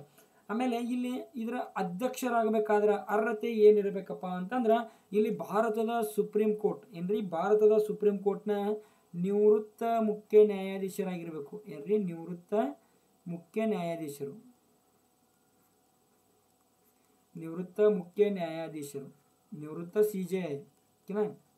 ನಿವೃತ್ತ CJI ಆಗಿರಬೇಕು. ಯಾರ್ರಿ? ಮಾನವ ಹಕ್ಕುಗಳ ಆಯೋಗದ ಅಧ್ಯಕ್ಷರಾಗಬೇಕಾದ್ರೆ, ಭಾರತೀಯ ಮಾನವ ಹಕ್ಕುಗಳ ಆಯೋಗದ ಅಧ್ಯಕ್ಷರಾಗಿ ನೇಮಕಗೊಳ್ಳಬೇಕಾಗಿತ್ತಂದ್ರೆ ಸುಪ್ರೀಂ ಕೋರ್ಟ್ನ ನಿವೃತ್ತ ಮುಖ್ಯ ನ್ಯಾಯಾಧೀಶರಾಗಿರಬೇಕು. ಓಕೆನಾ. ಇನ್ನು ಇವರ ನೇಮಕ ಮಾಡೋರು ಯಾರು? ರಾಷ್ಟ್ರಪತಿಯವರು. ಇವರ ಅಧಿಕಾರ ಅವಧಿ ಎಷ್ಟಪ್ಪ ಅಂತಂದ್ರೆ ಟರ್ಮಿನೇಷನ್ ಅಧಿಕಾರ ಅವಧಿ ಎಷ್ಟಪ್ಪ ಅಂತಂದ್ರೆ 5 ವರ್ಷ ಅಥವಾ 70 ವರ್ಷ. ಇದರೊಳಗೆ 5 ವರ್ಷ ಮೊದಲಾಯ್ತಂದ್ರೆ ಅವರ ಅವರನ್ನು ತೆಗೆದಾಕ್ತಾರೆ. ಆಮೇಲೆ ಅವರಿಗೆ 70 ಏಜ್ ಕಂಪ್ಲೀಟ್ ಆದವು ಅಂದ್ರೆ ಅವ್ರದ್ದು ಟರ್ಮಿನೇಷನ್ ಏನಾಗ್ತದೆ? ಮುಗಿತದ ಅಂತಕ್ಕಂಥದ್ದು ಗೊತ್ತಿರಲಿಲ್ಲ. 5 ವರ್ಷ ಅಥವಾ 70 ವರ್ಷ ಅವರ ಅಧಿಕಾರ ಅವಧಿಯಾಗಿರ್ತದೆ.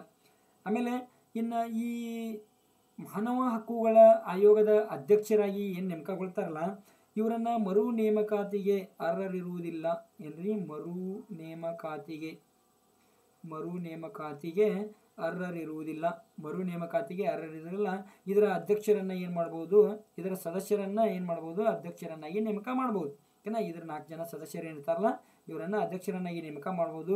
ಬಟ್ ಇಲ್ಲಿ ಅಧ್ಯಕ್ಷರಾದವರನ್ನ ಯಾವುದೇ ಕೇಂದ್ರದಲ್ಲಿ ಅಥವಾ ರಾಜ್ಯದಲ್ಲಿ ಯಾವುದೇ ಸರ್ಕಾರದ ಹುದ್ದೆಯನ್ನು ನೀಡುವಂತಿಲ್ಲ, ಯಾವುದೇ ಸರ್ಕಾರದ ಹುದ್ದೆಯನ್ನು ಪಡೆಯುವಂತಿಲ್ಲ ಅಂತಕ್ಕಂಥದ್ದು ಗೊತ್ತಿರಲಿ.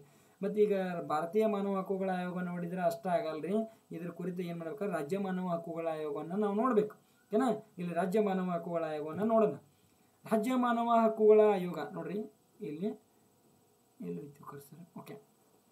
ಈ ರಾಜ್ಯ ಮಾನವ ಹಕ್ಕುಗಳ ಆಯೋಗ ಯಾವಾಗ ಸ್ಥಾಪನೆ ಆಕದ? 1993 ಒಳಗೆ ಸ್ಥಾಪನೆ ಆಕದ. Same as it is. ಏನ್ರಿ? ಯಾವುದಂದ್ರೆ ಇದು ಮಾನವ ಹಕ್ಕುಗಳ ಸಂರಕ್ಷಣಾ ಕಾಯ್ದೆ 1993 ಏನು ಬರ್ತದಲ್ಲ ಅದರ ಅಡಿಯಲ್ಲಿ ಇದು ರಾಜ್ಯ ಮಾನವ ಹಕ್ಕುಗಳ ಆಯೋಗ ಸ್ಥಾಪನೆ ಆಕದ. ಈ ರಾಜ್ಯ ಮಾನವ ಹಕ್ಕುಗಳ ಆಯೋಗದಲ್ಲಿ ಏನಿರ್ತಾರೆ ಅಂದ್ರೆ ಒಬ್ಬ ಅಧ್ಯಕ್ಷರು ಇರ್ತಾರೆ. ಒಬ್ಬ ಅಧ್ಯಕ್ಷರು ಮತ್ತು ಒಬ್ಬರು ಅಧ್ಯಕ್ಷರು ಇರ್ತಾರೋ ಮತ್ತು ಇನ್ನೊಬ್ರು ಇರ್ತಾರೆ ಅಂದ್ರೆ ಇನ್ನು ಇಬ್ಬರ ಸದಸ್ಯರು ಇರ್ತಾರೋ ಓಕೆನಾ. ಒಬ್ಬರ ಅಧ್ಯಕ್ಷರನ್ನ ಹೊಂದಿರ್ತೈತಿ, ಇನ್ನಿಬ್ಬರನ್ನ ಸದಸ್ಯರನ್ನ ಹೊಂದಿರ್ತೈತಿ ಓಕೆನಾ. ಇದರದ ಯಾರು ನೇಮಕ ಮಾಡ್ತಾರಪ್ಪ ಅಂತಂದ್ರೆ ನೇಮಕ ಮಾಡೋರು ಯಾರು? ರಾಜ್ಯಪಾಲರು. ನೇಮಕ ಮಾಡೋರು ಯಾರು? ರಾಜ್ಯಪಾಲರು ನೇಮಕ ಮಾಡ್ತಾರೆ. ರಾಜ್ಯ ಮಾನವ ಹಕ್ಕುಗಳ ಆಯೋಗದ ಅಧ್ಯಕ್ಷರು ಮತ್ತು ಸದಸ್ಯರನ್ನು ಯಾರು ನೇಮಕ ಮಾಡ್ತಾರೆ? ರಾಜ್ಯಪಾಲರು ನೇಮಕ ಮಾಡ್ತಾರೆ. ಇವರ ಟರ್ಮಿನೇಷನ್, ಇವರ ಅಧಿಕಾರಾವಧಿ ಎಷ್ಟಪ್ಪ ಅಂತಂದ್ರೆ 5 ವರ್ಷ ಅಥವಾ 70 ವರ್ಷ. ಆಮೇಲೆ ಇಲ್ಲಿ ಸೇಮ್ ಈ ಅಧ್ಯಕ್ಷರಾಗಬೇಕಾದ್ರೆ ಹೈಕೋರ್ಟ್ನ ನಿವೃತ್ತ ಮುಖ್ಯ ನ್ಯಾಯಾಧೀಶರಾಗಿರ್ಬೇಕು. ಹೈಕೋರ್ಟ್ನ ನಿವೃತ್ತ ಮುಖ್ಯ ನ್ಯಾಯಾಧೀಶರಾಗಿರ್ಬೇಕು ಅಂತಕ್ಕಂಥದ್ದು ಗೊತ್ತಿರಲಿ. ಹೈಕೋರ್ಟ್ನ ನಿವೃತ್ತ ಮುಖ್ಯ ನ್ಯಾಯಾಧೀಶರು ಓಕೆನಾ. ಹೈಕೋರ್ಟ್ನ ನಿವೃತ್ತ ಮುಖ್ಯ ನ್ಯಾಯಾಧೀಶರಾಗಿರಬೇಕು. ಯಾವುದು? ರಾಜ್ಯ ಮಾನವ ಹಕ್ಕುಗಳ ಆಯೋಗದ ಅಧ್ಯಕ್ಷರಾಗಿ ಆಯ್ಕೆ ಆಗಬೇಕಾದ್ರೆ. ಆಮೇಲೆ ಇವ್ರನ್ನೂ ಕೂಡ ಏನು ಮಾಡುವಂತಿಲ್ಲ, ಯಾವುದೇ ರಾಜ್ಯ ಅಥವಾ ಕೇಂದ್ರದಲ್ಲಿ ಈ ರಾಜ್ಯ ಮಾನವ ಹಕ್ಕುಗಳ ಆಯೋಗದ ಅಧ್ಯಕ್ಷರಾದ್ರಂದ್ರೆ ಇವ್ರನ್ನ ಏನು ಮಾಡುವಂತಿಲ್ಲ, ಯಾವುದೇ ರಾಜ್ಯದಲ್ಲಿ ಸರ್ಕಾರದ ಹುದ್ದೆಯಲ್ಲಿ ನೇಮಕ ಮಾಡುವಂತಿಲ್ಲ. ಮರು ನೇಮಕಾತಿಗೆ ಏನಿಲ್ಲ, ಇವರು ಅರ್ಹರಿಲ್ಲ. ಹಂಗಾದ್ರೆ ಪ್ರಸ್ತುತ ರಾಜ್ಯ ಮಾನವ ಹಕ್ಕುಗಳ ಆಯೋಗದ ಅಧ್ಯಕ್ಷರು ಯಾರ್ದಾರು? ಪ್ರಸ್ತುತ ಯಾರ್ದಾರಪ್ಪ ಅಂತಂದ್ರೆ ಎಲ್ ನಾರಾಯಣ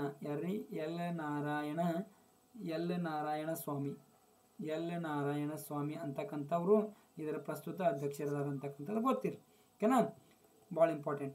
ನೆಕ್ಸ್ಟ್ ತಗೊಂಡ್ರಿ ಇನ್ನು ನೋಡ್ರಿ, 3ನೇ ಬಾರಿಗೆ ತನ್ನ ಬಾಹ್ಯಾಕಾಶ ಪ್ರಯಾಣವನ್ನು ಕೈಗೊಂಡ ಭಾರತೀಯ ಮೂಲದ ಅಮೆರಿಕನ್ ಯಾರು? ಅಂದ್ರೆ ಇವ್ರ ತಂದೆ ಭಾರತದವರು, ಸುನಿತಾ ವಿಲಿಯಮ್ಸ್. ನೋಡ್ರಿ, 3ನೇ ಬಾರಿಗೆ ತನ್ನ ಬಾಹ್ಯಾಕಾಶ ಪ್ರಯಾಣವನ್ನು ಕೈಗೊಂಡ ಭಾರತೀಯ ಮೊದಲ ಮೂಲದ ಅಮೇರಿಕನ್ ಯಾರಪ್ಪ ಅಂತಂದ್ರೆ ಸುನಿತಾ ವಿಲಿಯಮ್ಸ್. ನೋಡ್ರಿ, ನಾಸಾದ ಬೋಯಿಂಗ್ ಸ್ಟಾರ್ಲೈನರ್ ಬಾಹ್ಯಾಕಾಶ ನೌಕೆಯಲ್ಲಿ ಬಾಹ್ಯಾಕಾಶಕ್ಕೆ ಸುನಿತಾ ವಿಲಿಯಮ್ಸ್ ಇದು ಬೋಯಿಂಗ್ ಸ್ಟಾರ್ಲೈನರ್ದ ಇದರ ಪೈಲಟ್ ಯಾರಾಗ್ಯಾರಪ್ಪ ಅಂದ್ರೆ ಸುನಿತಾ ವಿಲಿಯಮ್ಸ್ ಅವರು ಪೈಲಟ್. ಆಮೇಲೆ ಕಮಾಂಡರ್ ಯಾರ್ದಾರು? ಬುಜ್ಜಿ ವಿಲ್ಮೋರ್. ಇವರ ಸಹಪಾಠಿ, ಇವ್ರ ಜೊತೆಗೆ ಹೋದವ್ರು ಯಾರಪ್ಪ ಅಂದ್ರೆ ಬುಜ್ಜಿ ವಿಲ್ಮೋರ್ ಅಂತಕ್ಕಂಥವ್ರು ಗೊತ್ತಿರಿ ಓಕೆನಾ. ನೆಕ್ಸ್ಟ್ ನೋಡ್ರಿ, ಇದನ್ನ ಉಡಾವಣೆಗೆ ಬಳಸಿದ ರಾಕೆಟ್ ಯಾವುದಪ್ಪ ಅಂತಂದ್ರೆ ಅಟ್ಲಾಸ್ 5 ಓಕೆನಾ. ಅಟ್ಲಾಸ್ 5 ಅಂತಕ್ಕಂಥ ರಾಕೆಟನ್ನು ಬಳಸಿರ್ತಾರೆ. ಇನ್ನು ಎಲ್ಲಿದ ಪ್ರಯಾಣವನ್ನು ಆರಂಭ ಮಾಡ್ತಾರಂದ್ರೆ ಅಮೆರಿಕದ ಕೆನಡಿ ಬಾಹ್ಯಾಕಾಶ ಕೇಂದ್ರದಿಂದ ಪ್ರಯಾಣವನ್ನು ಆರಂಭ ಮಾಡಿರ್ತಾರೆ ಅಂತಕ್ಕಂಥದ್ದು ಗೊತ್ತಿರಲಿ. ಆಮೇಲೆ ಈ ಸುನಿತಾ ವಿಲಿಯಮ್ಸ್ 1965ರಲ್ಲಿ ಅಮೆರಿಕಾದಲ್ಲಿ ಜನಿಸ್ತಾರ. 1965ರಲ್ಲಿ ಅಮೆರಿಕಾದಲ್ಲಿ ಜನಿಸ್ತಾರ. ಇವರ ತಂದೆ ಯಾರಪ್ಪ ಅಂದ್ರೆ ದೀಪಕ್ ಪಾಂಡ್ಯ. ಯಾರ್ರಿ? ದೀಪಕ್ ಪಾಂಡ್ಯ, ಹಾರ್ದಿಕ್ ಪಾಂಡ್ಯ ಅಲ್ಲ, ದೀಪಕ್ ಪಾಂಡ್ಯ. ಈ ದೀಪಕ್ ಪಾಂಡ್ಯ ಅವರು ಭಾರತದಲ್ಲಿ ಜನಿಸಿದವರು, ಹೌದಾ. ಹೀಗಾಗಿ ಭಾರತೀಯ ಅಮೆರಿಕನ್ ಯಾರು? ಸುನಿತಾ ವಿಲಿಯಮ್ಸ್. ಬಾಹ್ಯಾಕಾಶ ನಡಿಗೆಯನ್ನು ಕೈಗೊಂಡ ಮೊದಲ ಭಾರತೀಯ ಯಾರು ಅಂತಂದ್ರೆ ಸುನಿತಾ ವಿಲಿಯಮ್ಸ್ ಅಂತ ಓದಿವಲ್ರಿ ಆಲ್ರೆಡಿ, ಅದಂತೂ ಚಿಕ್ಕ ಮಕ್ಕಳಿಗೆ ಸಹಿತ ಗೊತ್ತೈತಿ. ಇನ್ನು 2006ರಲ್ಲಿ ಮೊದಲ ಬಾರಿಗೆ ಬಾಹ್ಯಾಕಾಶ ಯಾನವನ್ನು ಕೈಗೊಳ್ತಾರ. 2006ರಲ್ಲಿ ಮೊದಲ ಬಾರಿಗೆ ಬಾಹ್ಯಾಕಾಶ ಯಾನವನ್ನು ಕೈಗೊಳ್ತಾರ. ಇಲ್ಲಿ ಬಾಹ್ಯಾಕಾಶ ನಡಿಗೆಯನ್ನು ಮಾಡ್ತಾರ. ಭಾರತದ ಬಾಹ್ಯಾಕಾಶಯಾನ ನಡಿಗೆ ಮಾಡಿದ ಮೊದಲ ಭಾರತೀಯ ಯಾರಪ್ಪ ಅಂತಂದ್ರೆ ಸುನಿತಾ ವಿಲಿಯಮ್ಸ್.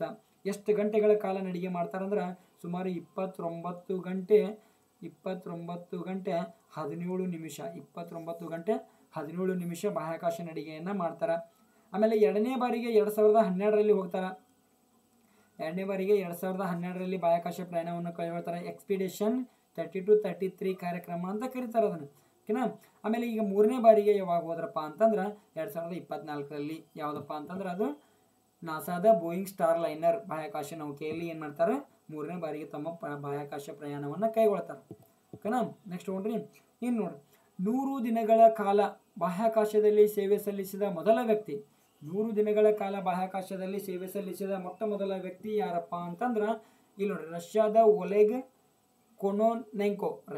ಒಲೆಗ್ ಕೊನೊನೆಂಕೋ ಅಂತಕ್ಕಂಥವ್ರು ಇಲ್ಲಿ 1000 ದಿನಗಳ ಕಾಲ ಬಾಹ್ಯಾಕಾಶದಲ್ಲಿ ಸೇವೆ ಸಲ್ಲಿಸಿದ ಮೊದಲ ವ್ಯಕ್ತಿ ಯಾರಪ್ಪ ಅಂತಂದ್ರೆ ರಷ್ಯಾದ ಒಲೆಗ್ ಕೊನೊನೆಂಕೋ ಅಂತೇಳಿ ಬರ್ತಾರೆ. ಈತ ಅಂತಾರಾಷ್ಟ್ರೀಯ ಬಾಹ್ಯಾಕಾಶ ನಿಲ್ದಾಣದಲ್ಲಿ ಸೇವೆ ಸಲ್ಲಿಸುತ್ತಿರುವ ರಾಸ್ಕಾಸ್ಮೋಸ್ ಬಾಹ್ಯಾಕಾಶ ಸಂಸ್ಥೆಯ ಗಗನಯಾತ್ರಿ. ಈ ರಾಸ್ಕಾಸ್ಮೋಸ್ ಯಾವ ದೇಶದಪ್ಪ ಅಂತಂದ್ರೆ ರಷ್ಯಾ ದೇಶದ್ದು ಓಕೆನಾ, ರಷ್ಯಾ ದೇಶದ್ದು. ನೆಕ್ಸ್ಟ್ ನೋಡ್ರಿ, ಇಲ್ಲಿ ISS ಅಂದ್ರೆ ಇಂಟರ್ನ್ಯಾಷನಲ್ ಸ್ಪೇಸ್ ಸ್ಟೇಷನ್ ಅಂತಾರಾಷ್ಟ್ರೀಯ ಬಾಹ್ಯಾಕಾಶ ನಿಲ್ದಾಣ. 1998ರಲ್ಲಿ 5 ಬಾಹ್ಯಾಕಾಶ ಸಂಸ್ಥೆಗಳ ಸಹಯೋಗದಲ್ಲಿ ಅಮೆರಿಕದ ಕೆನಡಿಯಿಂದ ಉಡಾವಣೆ ಮಾಡ್ತಾರೆ. ಇದನ್ನು ಭೂಮಿಯಿಂದ ಸುಮಾರು 400ರಿಂದ 450 ಕಿಲೋಮೀಟರ್ ಎತ್ತರದಲ್ಲಿ ಏನು ಮಾಡಿರ್ತಾರಪ್ಪ ಅಂತಂದ್ರೆ ಇದನ್ನು ಸೆಟ್ ಮಾಡಿರ್ತಾರೋ.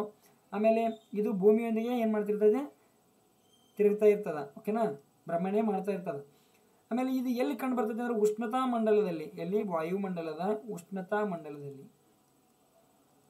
ಉಷ್ಣತಾ ಮಂಡಲದಲ್ಲಿ ಕಂಡು ಬರ್ತದೆ. ವಾಯುಮಂಡಲದ ಯಾವ ಮಂಡಲದಲ್ಲಿ ಕಂಡು ಬರ್ತದೆ? ವಾತಾವರಣದ ಉಷ್ಣತಾ ಮಂಡಲದಲ್ಲಿ ಕಂಡು ಬರ್ತದೆ. ಹಾಗಾದ್ರೆ ಇಲ್ಲಿ 5 ಬಾಹ್ಯಾಕಾಶ ಸಂಸ್ಥೆಗಳಂತ ಮಾತಾಡಿದ್ವಿ ನಾವು. ಈ 5 ಬಾಹ್ಯಾಕಾಶ ಸಂಸ್ಥೆಗಳು ಯಾವಪ್ಪ ಅಂತಂದ್ರೆ ಒಂದು ಯಾವುದಪ್ಪ ಅಂತಂದ್ರೆ ಅಮೇರಿಕಾದ ನಾಸಾ. ಯಾವ್ದ್ರಿ? ಯು ಎಸ್ ಎದ ನಾಸಾ. ಆಮೇಲೆ ಎರಡನೇದು ಯಾವುದು? ರಷ್ಯಾದ ರಾಸ್ಕಾಸ್ಮೋಸ್. ಇದು 2023 2022 ಇಂಟರ್ನ್ಯಾಷನಲ್ ಸ್ಪೇಸ್ ಸ್ಟೇಷನ್ ತೆಳಗ ಕುಸಿತ ಇದೆ ಅಂತೇಳಿ ಸುದ್ದಿ ಒಳಗಿತ್ತು. ಇದನ್ನ ಎಕ್ಸಾಸ್ಟ್ ಮಾಡ್ತಾರೆ. ಇದನ್ನ ತೆಳಗ ಇಲ್ಲಿ ಹಿಂಗೆ ಇದನ್ನ ಕೊಟ್ಟ ಎಕ್ಸಾಸ್ಟ್ ಮಾಡ್ತಾರೆ, ಮ್ಯಾಲೆ ಎಬ್ಬಿಸ್ತಾರೆ. ಮತ್ತು ಅದನ್ನ ಮಾಡೋರು ಯಾರಂದ್ರೆ ರಷ್ಯಾದ ರಾಸ್ಕಾಸ್ಮೋಸ್ ಸಂಸ್ಥೆ ಇರೋದು ಭಾಳ ಇಂಪಾರ್ಟೆಂಟ. ಓಕೆನಾ? ಇಲ್ಲಿ ನೋಡ್ರಿ ಮೂರನೇದು ಯಾವುದಪ್ಪ ಅಂತಂದ್ರೆ ಜಪಾನ್ ದೇಶದ ಜಾಕ್ಸಾ. ಯಾವ್ದ್ರಿ? ಜಪಾನ್ ದೇಶದ ಜಾಕ್ಸಾ. ಆಮೇಲೆ ಯುರೋಪ್ ಯೂನಿಯನ್. ಯಾವ್ದ್ರಿ? ಯುರೋಪ್ ಯೂನಿಯನ್ದ ಯಾವುದು? EAS. ಹೌದಾ? EAS. ಆಮೇಲೆ ಇನ್ನು ಕೆನಡಾ ದೇಶದ ಬಾಹ್ಯಾಕಾಶ ಸಂಸ್ಥೆ. ಈ 5 ಸಂಸ್ಥೆಗಳು ಕೂಡಿ ಏನು ಮಾಡ್ತಾವಂದ್ರೆ ಇಂಟರ್ನ್ಯಾಷನಲ್ ಸ್ಪೇಸ್ ಸ್ಟೇಷನನ್ನು ಉಡಾವಣೆ ಮಾಡ್ತಾವ ಅಂತಕ್ಕಂಥದ್ದು ಗೊತ್ತಿರಲಿ. ಓಕೆನಾ? ಇನ್ನು ನೋಡಿ, ಭಾರತದ UPI ಪಾವತಿ ವ್ಯವಸ್ಥೆಯನ್ನು ಅಳವಡಿಸಿಕೊಂಡ ದಕ್ಷಿಣ ಅಮೆರಿಕಾದ ಮೊದಲ ದೇಶ ಯಾವುದು? ಯಾವ್ದ್ರಿ? ಪೆರು ಅಂತಕ್ಕಂಥದ್ದು ದಕ್ಷಿಣ ಅಮೆರಿಕಾದ ಮೊದಲ ದೇಶ. ಏನ್ರಿ? ಭಾರತದ UPI ವ್ಯವಸ್ಥೆ. ಹಾಗಾದ್ರೆ ಭಾರತದ UPI ವ್ಯವಸ್ಥೆಯನ್ನು ಅಳವಡಿಸಿಕೊಂಡ ಮೊದಲ ನೆರೆಯ ದೇಶ ಯಾವುದಪ್ಪ ಅಂತಂದ್ರೆ ಭೂತಾನ. ಯಾವ್ದ್ರಿ? ಭಾರತದ UPIಯನ್ನು ಅಳವಡಿಸಿಕೊಂಡ ಮೊದಲ ನೆರೆಯ ದೇಶ ಯಾವುದು? ಭೂತಾನ. ಆಮೇಲೆ ಭೀಮ್ UPIಯನ್ನು ಅಳವಡಿಸಿಕೊಂಡ ಮೊದಲ ದೇಶ ಯಾವುದಪ್ಪ ಅಂತಂದ್ರೆ ನೇಪಾಳ. ಯಾವುದು? ನೇಪಾಳ. ಇದು 545 PSI KSP ನಡೆಸಿತ್ತಲ್ಲ, KSP ಎಕ್ಸಾಮ್ ನಡೆಸುತ್ತಲ್ಲ, ಅಲ್ಲಿ ಬಂದಿತ್ತು ನೋಡ್ರಿ ಪ್ರಶ್ನೆ. ಓಕೆನಾ?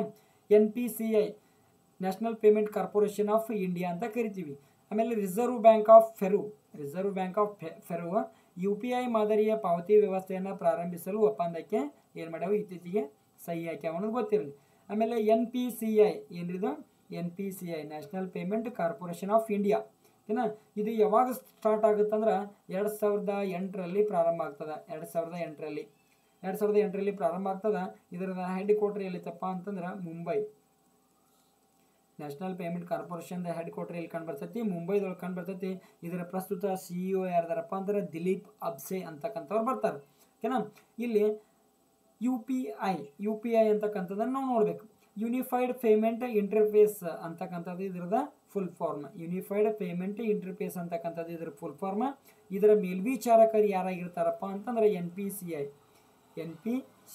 NPCIದವರು ಇದರ ಮೇಲ್ವಿಚಾರಕರಾಗಿರ್ತಾರೆ. ಆಮೇಲೆ ಈ UPIಯನ್ನು ಪ್ರಾರಂಭಿಸಿದವರು ಯಾರಪ್ಪ ಅಂದ್ರೆ RBI ಯಾವಾಗ ಪ್ರಾರಂಭಿಸ್ತದೆ ಅಂದ್ರೆ 2016ರಲ್ಲಿ ಪ್ರಾರಂಭ ಮಾಡ್ತದೆ. ಹಾಗಾದ್ರೆ 2016ರೊಳಗೆ RBI ಗವರ್ನರ್ ಯಾರಾಗಿದ್ರಪ್ಪ ಅಂತಂದ್ರೆ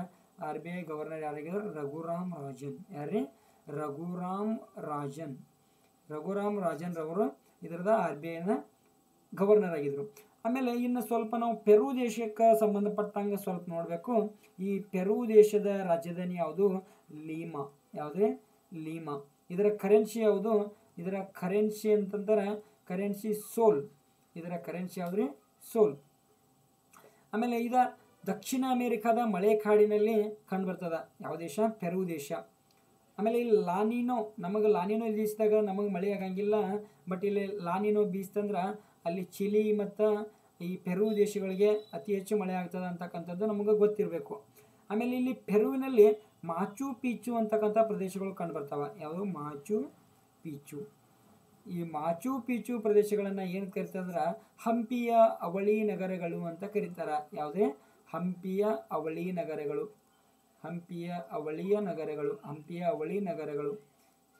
ಹಂಪಿಯು ಯಾವ ಜಿಲ್ಲೆಯಲ್ಲಿ ಕಂಡು ಬರ್ತದೆ? ಪಟ್ನ ಬಳ್ಳಾರಿ ಹಾಕುವಂಗಿಲ್ಲ. ಹಂಪಿ ಯಾವ ಜಿಲ್ಲೆದಾಗ ಕಂಡು ಬರ್ತದೆ ಅಂದ್ರೆ ವಿಜಯನಗರ. ವಿಜಯನಗರ ನೆನಪಿರಿ. ನೆಕ್ಸ್ಟ್ ಹೋಗ್ರಿ, rim of the Pacific 2024, rim of the Pacific 2024 2024 ಬಹುರಾಷ್ಟ್ರೀಯ ನೌಕಾ ವ್ಯಾಯಾಮವನ್ನು ಯಾವ ದೇಶ ಆಯೋಜಿಸುತ್ತಪ್ಪ ಅಂತಂದ್ರೆ ಅಮೆರಿಕ ದೇಶ ಆಯೋಜನೆ ಮಾಡಿತ್ತು.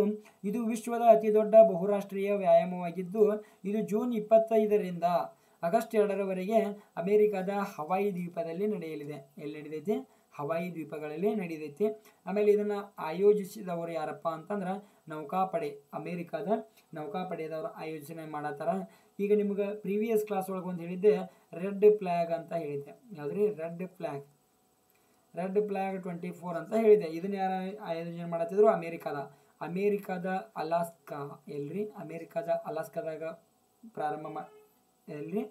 ಅಮೇರಿಕಾದ ಅಲಾಸ್ಕಾ ಒಳಗೆ ನಡೆಸ್ಯಾರ ಅಂತ ಹೇಳಿದ್ದೆ. ಆಮೇಲೆ ಇಲ್ಲಿ ಭಾರತ ತನ್ನ ರಫೇಲ್ ತನ್ನ ರಫೇಲ್ ಯುದ್ಧ ವಿಮಾನಗಳೊಂದಿಗೆ ಭಾಗವಹಿಸಿತಂತನೂ ಹೇಳಿದ್ದೆ. ಓಕೆನಾ? ನೆಕ್ಸ್ಟ್ ನೋಡಿ, ಇತ್ತೀಚೆಗೆ ರಾಮ್ಸಾರ್ ಪಟ್ಟಿಗೆ ಸೇರ್ಪಡೆಗೊಂಡ ನಾಗಿ ಮತ್ತು ನಕ್ತಿ ಪಕ್ಷಿಧಾಮಗಳು ಯಾವ ರಾಜ್ಯದಲ್ಲಿ ಕಂಡು ಬರ್ತವೆ ಅಂದ್ರೆ ಬಿಹಾರ ರಾಜ್ಯದಲ್ಲಿ ಕಂಡು ಬರ್ತಾವ. ಇವ್ರು ಯಾರತ್ತ ನೋಡೋಣ ಅಂತ ಹೇಳಿನಲ್ರಿ, ಅವರು ಪಕ್ಷಿಧಾಮಗಳು ನೋಡ್ರಿ. ನಾಗಿ ಮತ್ತು ನಕ್ತಿ ಯಾರಂದ್ರೆ ಪಕ್ಷಿಧಾಮಗಳು. ಎಲ್ಲಿ ಕಂಡು ಬರ್ತಾವಪ್ಪ ಅಂತಂದ್ರೆ ಬಿಹಾರ ರಾಜ್ಯದ ಇಲ್ಲೊಂದು ಪ್ಲೇಸ್ ಐತಿ ನೋಡ್ರಿ, ಜಮುಯಿ. ಬಿಹಾರ ರಾಜ್ಯದ ಜಮುಯಿ ಜಿಲ್ಲೆಯ ಜಾಜಾ ಅರಣ್ಯ ಪ್ರದೇಶದಲ್ಲಿ ಮಾನವ ನಿರ್ಮಿತ ಜಲಾಶಯಗಳಾಗಿವೆ. ಏನ್ರಿ? ಬಿಹಾರ ರಾಜ್ಯದ ಜಮುಯಿ ಜಿಲ್ಲೆಯ ಜಾಜಾ ಅರಣ್ಯ ಪ್ರದೇಶದಲ್ಲಿ ಮಾನವ ನಿರ್ಮಿತ ಜಲಾಶಯಗಳಾಗ್ಯಾವ ಅಂತಕ್ಕಂಥದ್ದು ಬಹಳ ಇಂಪಾರ್ಟೆಂಟ್ ಆಗ್ತದ, ನೆನ್ಪಿಟ್ಕೋರಿ. ಓಕೆನಾ? ಬಿಹಾರ ಅಷ್ಟು ಗೊತ್ತಿದ್ರು ಸಾಕು. ಓಕೆನಾ? ಜಾಜಾ. ಆಮೇಲೆ ಈ ಮೂಲಕ ಭಾರತದ ರಾಮ್ಸಾರ್ ತಾಣಗಳು 80ರಿಂದ 82ಕ್ಕೆ ಏರಿಕೆ ಆಯಿತು. 80ರಿಂದ 82ಕ್ಕೆ ಏರಿಕೆ ಆಯಿತು ಅಂತಕ್ಕಂಥದ್ದು ಗೊತ್ತಿರಬೇಕು. ಇನ್ನು ರಾಮ್ಸಾರ್ ಕುರಿತು ನೋಡೋಣ. ಓಕೆನಾ? ಈ ರಾಮ್ಸಾರ್ ಕನ್ವೆನ್ಷನ್ 1971 ಫೆಬ್ರವರಿ 2ರಂದು ಏನಾಗ್ತದೆ ಅಂದ್ರೆ ಜೌಗು ಭೂಮಿಗಳ ಸಂರಕ್ಷಣೆಗಾಗಿ ಇರಾನ್ ದೇಶದ ಕ್ಯಾಸ್ಪಿಯನ್ ಸಮುದ್ರ ತೀರದಲ್ಲಿ ರಾಮ್ಸಾರ್ ಪ್ರದೇಶದಲ್ಲಿ ಏನು ಮಾಡ್ತಾರೆ? ಪ್ರಥಮ ಬಾರಿಗೆ ಸಭೆಯನ್ನು ಸೇರ್ತಾರ. ಯಾವುದರ ಸಲುವಾಗಿ ಸಭೆ ಸೇರ್ತಾರ? ಜೌಗು ಭೂಮಿಗಳ ಸಂರಕ್ಷಣೆಗಾಗಿ. ಈ ರಾಮ್ಸಾರ್ ಕನ್ವೆನ್ಷನ್ ಯಾವ್ದು ಸಂಬಂಧಪಟ್ಟಂದ್ರೆ ಜೌಗು ಭೂಮಿಗಳ ಸಂರಕ್ಷಣೆಗೆ ಸಂಬಂಧಪಟ್ಟದ ಅಂತಕ್ಕಂಥದ್ದು ಗೊತ್ತಿರಲಿ, ಭಾಳ ಸಲ ಕೇಳ್ತಾರೆ. ಆಮೇಲೆ ಫೆಬ್ರವರಿ 2ರಿಂದ ಸಭೆ ಸೇರಿದ ಪ್ರತಿಫಲವಾಗಿ ನಾವು ಪ್ರತಿ ವರ್ಷ ಫೆಬ್ರವರಿ 2ನ್ನ ಏನಂತ ಆಚರಣೆ ಮಾಡ್ತೀವಿ? ವಿಶ್ವ ಜೌಗು ದಿನ ಅಂತೇಳಿ ಆಚರಣೆ ಮಾಡ್ತೀವಿ. ಆಮೇಲೆ ವಿಶ್ವದಲ್ಲಿ ಅತಿ ಹೆಚ್ಚು ರಾಮ್ಸಾರ್ ತಾಣಗಳನ್ನು ಹೊಂದಿರುವ ದೇಶ ಯಾವುದಪ್ಪ ಅಂತಂದ್ರೆ ಇಂಗ್ಲೆಂಡ್ ದೇಶ ನೋಡ್ರಿ. ವಿಶ್ವದಲ್ಲಿ ಅತಿ ಹೆಚ್ಚು ರಾಮ್ಸಾರ್ ತಾಣಗಳನ್ನು ಹೊಂದಿರುವ ದೇಶ ಯಾವುದು? ಇಂಗ್ಲೆಂಡ್. ಎಷ್ಟು ಹೊಂದಿದೆಪ್ಪ ಅಂತಂದ್ರೆ 175 ರಾಮ್ಸಾರ್ ತಾಣಗಳನ್ನು ಹೊಂದಿದ. ಆಮೇಲೆ ಎರಡನೇ ದೇಶ ಯಾವುದಪ್ಪ ಅಂತಂದ್ರೆ ಮೆಕ್ಸಿಕೋ. ಪ್ರಪಂಚದ ಬೆಳ್ಳಿಯ ತಟ್ಟೆ ಅಂತ ಕರಿತೀವಿ ನಾವು ಮೆಕ್ಸಿಕೋವನ್ನು. ಈ ಮೆಕ್ಸಿಕೋ ಏನು ಮಾಡ್ತದಪ್ಪ ಅಂತಂದ್ರೆ 144 ರಾಮ್ಸಾರ್ ತಾಣಗಳನ್ನ ಹೊಂದುವ ಮೂಲಕ 2ನೇ ಸ್ಥಾನದಲ್ಲೈತಿ. ಆಮೇಲೆ ಇಲ್ಲಿ ನೋಡ್ರಿ, ಭಾರತ ಮತ್ತು ಚೀನಾ 82 ರಾಮ್ಸಾರ್ ತಾಣಗಳನ್ನು ಹೊಂದುವ ಮೂಲಕ 3ನೇ ಸ್ಥಾನದಲ್ಲಿ ಜಂಟಿಯಾಗಿ 3ನೇ ಸ್ಥಾನವನ್ನು ಹಂಚಿಕೊಂಡಾವ ಅಂತಕ್ಕಂಥದ್ದು ನಮ್ಗೆ ಗೊತ್ತಿರಬೇಕು. ಆಮೇಲೆ ಇಲ್ಲಿ ಭಾರತದಲ್ಲಿ ಅತಿ ಹೆಚ್ಚು ರಾಮ್ಸಾರ್ ತಾಣಗಳನ್ನು ಹೊಂದಿರುವ ರಾಜ್ಯ ಯಾವುದಪ್ಪ ಅಂತಂದ್ರೆ ತಮಿಳುನಾಡು. ಓಕೆನಾ? ತಮಿಳುನಾಡು ಅತಿ ಹೆಚ್ಚು ರಾಮ್ಸಾರ್ ತಾಣಗಳನ್ನು ಹೊಂದದ 12. ಇದಕ್ಕಿಂತ ಮುಂಚೆ 10 ಇದ್ದು. ಅವಾಗ ಉತ್ತರ ಪ್ರದೇಶ ಮತ್ತು UP ಯಾವುದ್ರಿ? ಉತ್ತರ ಪ್ರದೇಶ ಮತ್ತು ತಮಿಳುನಾಡು 2 ಸೇಮ್ ಆಗಿದ್ದು 2 ಮೊದಲ ಸ್ಥಾನವನ್ನು ಹಂಚಿಕೊಂಡಿದ್ದು. ಆದರೆ ಇತ್ತೀಚೆಗೆ 2024 ಫೆಬ್ರವರಿ ಒಳಗೆ ಮತ್ತು ತಮಿಳುನಾಡು 2 ಪ್ರದೇಶಗಳನ್ನು ಸೇರ್ಪಡೆ ಮಾಡ್ತಾರೆ. ಹೀಗಾಗಿ ಇದು ಏನಾಗ್ತದೆ? ಅತಿ ಹೆಚ್ಚು ರಾಮ್ಸಾರ್ ತಾಣಗಳನ್ನು ಹೊಂದಿರುವ ರಾಜ್ಯವಾಗಿ ಹೊರಹೊಮ್ಮತದ. ಅವು ಯಾವ ನೋಡೋಣ ಬರ್ರಿ. ತಮಿಳುನಾಡಿದಾಗ ಯಾವ್ಯಾವ ಅದಾವಪ್ಪ ಅಂತಂದ್ರೆ ಈ 2024 ಸೇರ್ಪಡೆ ಆಗಿದ್ದು ಯಾವಪ್ಪ ಅಂದ್ರೆ ಕರವಟ್ಟೆ. ಯಾವ್ದ್ರಿ? ಕರವಟ್ಟೆ ಏನ್ರಿ? ಕರವಟ್ಟೆ ಆಗ್ಬೇಕು. ಕರವಟ್ಟೆ ಪಕ್ಷಿಧಾಮ. ಪ ಅಂದ್ರೆ ಪಕ್ಷಿಧಾಮ ತಿಳ್ಕೊಬೇಕ್ರಿ. ಫ ಅಂದ್ರೆ ಪಕ್ಷಿಧಾಮ. ಕರವಟ್ಟೆ ಪಕ್ಷಿಧಾಮ 2024 ಸೇರ್ಪಡೆ ಆಗ್ತದೆ. ಎಲ್ಲೈತಿ? ತಮಿಳುನಾಡ್ದಾಗ ಐತಿ. ಆಮೇಲೆ ಲಾಂಗ್ವುಡ್ ಏನ್ರಿ?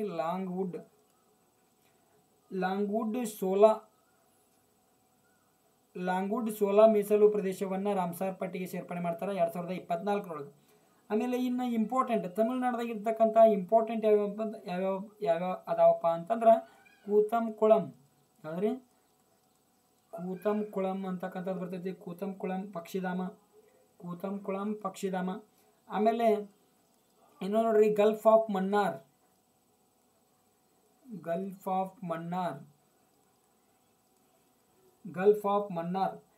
ಗಲ್ಫ್ ಆಫ್ ಮನ್ನಾರ್ ಮರೈನ್ ಅಂತಕ್ಕಂಥದ್ದು ಅದ.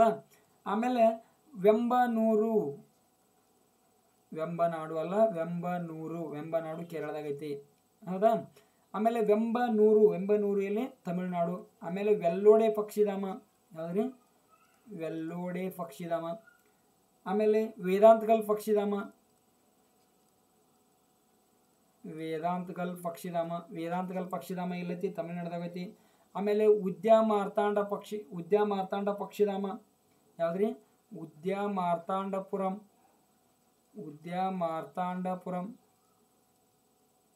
ಉದ್ಯಾಮಾರ್ತಾಂಡಪುರಂ ಅಂತ ಕರಿತೀವಿ. ಆಮೇಲೆ ಇವು ಯಾವ್ರು